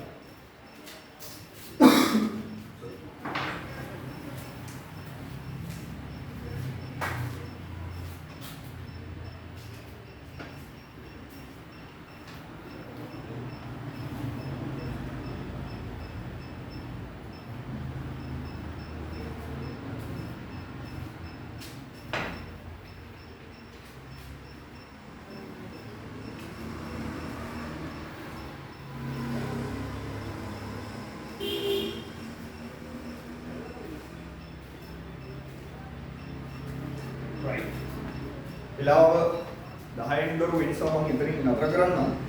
අපි කතා කරේ එතකොට සෙකන්ඩ් පේපර් එකේ ඒ කොටස විතරයි අපිට කතා කරගන්න පුළුවන්. මොකද ගොඩාක් ස්පීඩ් යන්නත් බෑ. තියරි චුට්ටක් රිවිෂන් එකක් විදිහට මතක් කරගෙන යන්න ඕනේ මේ ආරම්භයම නිසා. ඒකයි ගොඩක් හිමීට ගියේ. ඊළඟ සෙෂන් එකේ නම් කියන්නේ දැන් රටාව පුරුදු වුණාට පස්සේ කියන්නේ දැන් මේ කොටස හරි B කොටසත් ඔය විදිහටම ලබන සතිය ඇදලා දෙන්නම්. ලබන සතියේ මේක B කොටසක් කරමු. B කොටසක් සම්පූර්ණ ප්‍රශ්නයක් අරගෙන සාකච්ඡා කරමු. මේ ටික නෙවෙයි මේ ටික කියන්නේ මේ පේපර් එකේ දැන් වල උත්තර ලියලානේ තියෙන්නේ. ඒ නිසා B කොටසක් වෙනම වරක් සාකච්ඡා කරමු. ඒකෝට ඒ කතා කරන කොටසේ ප්‍රශ්න 6ම මේ විදිහට හිමීට සාකච්ඡා කරමු. පැය දෙක අරගෙන ප්‍රශ්න 6ම. එතකොට වැඩේ කම්ප්ලීට් නේ සම්පූර්ණ රටාව අමන්න හුරු වෙන්නේ. ඊට පස්සේ ඊළඟ දවස් දෙක 4යි 5යි කියන 4යි 5යි පේපර්ස් දෙක යන 4 වෙනි දවසේ සම්පූර්ණ ෆස්ට් පේපර් එක සහ 5 වෙනි දවසේ සම්පූර්ණ සෙකන්ඩ් පේපර් එකක් විදිහට ඉක්මනට යන්න. දැන් මේක පුත් නොකියා යන බෑ ඉස්සරහට හේතුව පුත්ම දන්නේ නැති අය ඉන්නවා. කියන අමතකයි ඉගෙනගෙන අමතකයි ඉන්නවා. වැඩේ වරපතල නිසා පොඩ්ඩක් මතක් කරගෙන යන්න ෂේප් එකේ. වැඩේ සාර්ථකත්වයක් තියෙන්න ඕන නිසා. එච්චරයි. එනම් ලබන සතියේ ඉරිදා අම්මෙමු සෙකන්ඩ් පේපර් එකේ B කොටසක් එක්ක. ඒකට සෙකන්ඩ් පේපරේ සම්පූර්ණ උත්තර ඔයාලා ලියන්න. ඔයාලා සෙකන්ඩ් පේපර් එකට ආයෙත් සම්පූර්ණ උත්තර ලියන්න හේතුව මේ විදිහට කරගෙන යද්දි දැන් ෆස්ට් පේපර් එකේ ප්‍රශ්න 6 يعني අවබෝධයක් තියෙනවනේ. ඒ නිසා ඒ 6 විදිහට කරගෙන යන සෙකන්ඩ් පේපර් එකේ ප්‍රශ්න 6 අපි වෙනම වරක් ලබන සතියේ සාකච්ඡා කරමු. එහෙනම් අද ඉතින් නතර කරනවා. විශේෂ පණිවිඩයකට තියෙන්නේ. දැන් ඔය මගේ පන්ති ඇවිල්ලාම නැති කවුරු හරි බලනවා නම් පන්ති ඇවිල්ලාම නැත්නම් තියරි මුකුත් දන්නේ නැති ළමයි ඉන්නවා නම් ඒ නිසා සබ්ජෙක්ට් එකේ පාවෙයි මේ කරන් යන රටාවත් එක්ක මොකද තියරි කොටසක් සාකච්ඡා කරගන්නේ නැතුව යන නිසා තමන්ට සෙට් වෙනවා නම් ගැටලුවක් නැහැ. මොකද සෙට් වෙන්නේ නැත්නම් තියරි කවර් කරගන්නකම් පේපර් එක බලන්න එපා දරුවෝ. තේරුමක් නැහැ පේපර් එක කරලා තියරි කොටස් ටික කවර් වෙලා නැත්නම්. ඒ නිසා තියරි ටික බලලා පේපර් එකට සෙට්. රයිට් උච්චරයි කියන්න තියෙන්නේ. ලබන සතියේ ඉරිදා රෑ 10ට රෑ 8ට හම්බෙමු. අයිබෝවන්.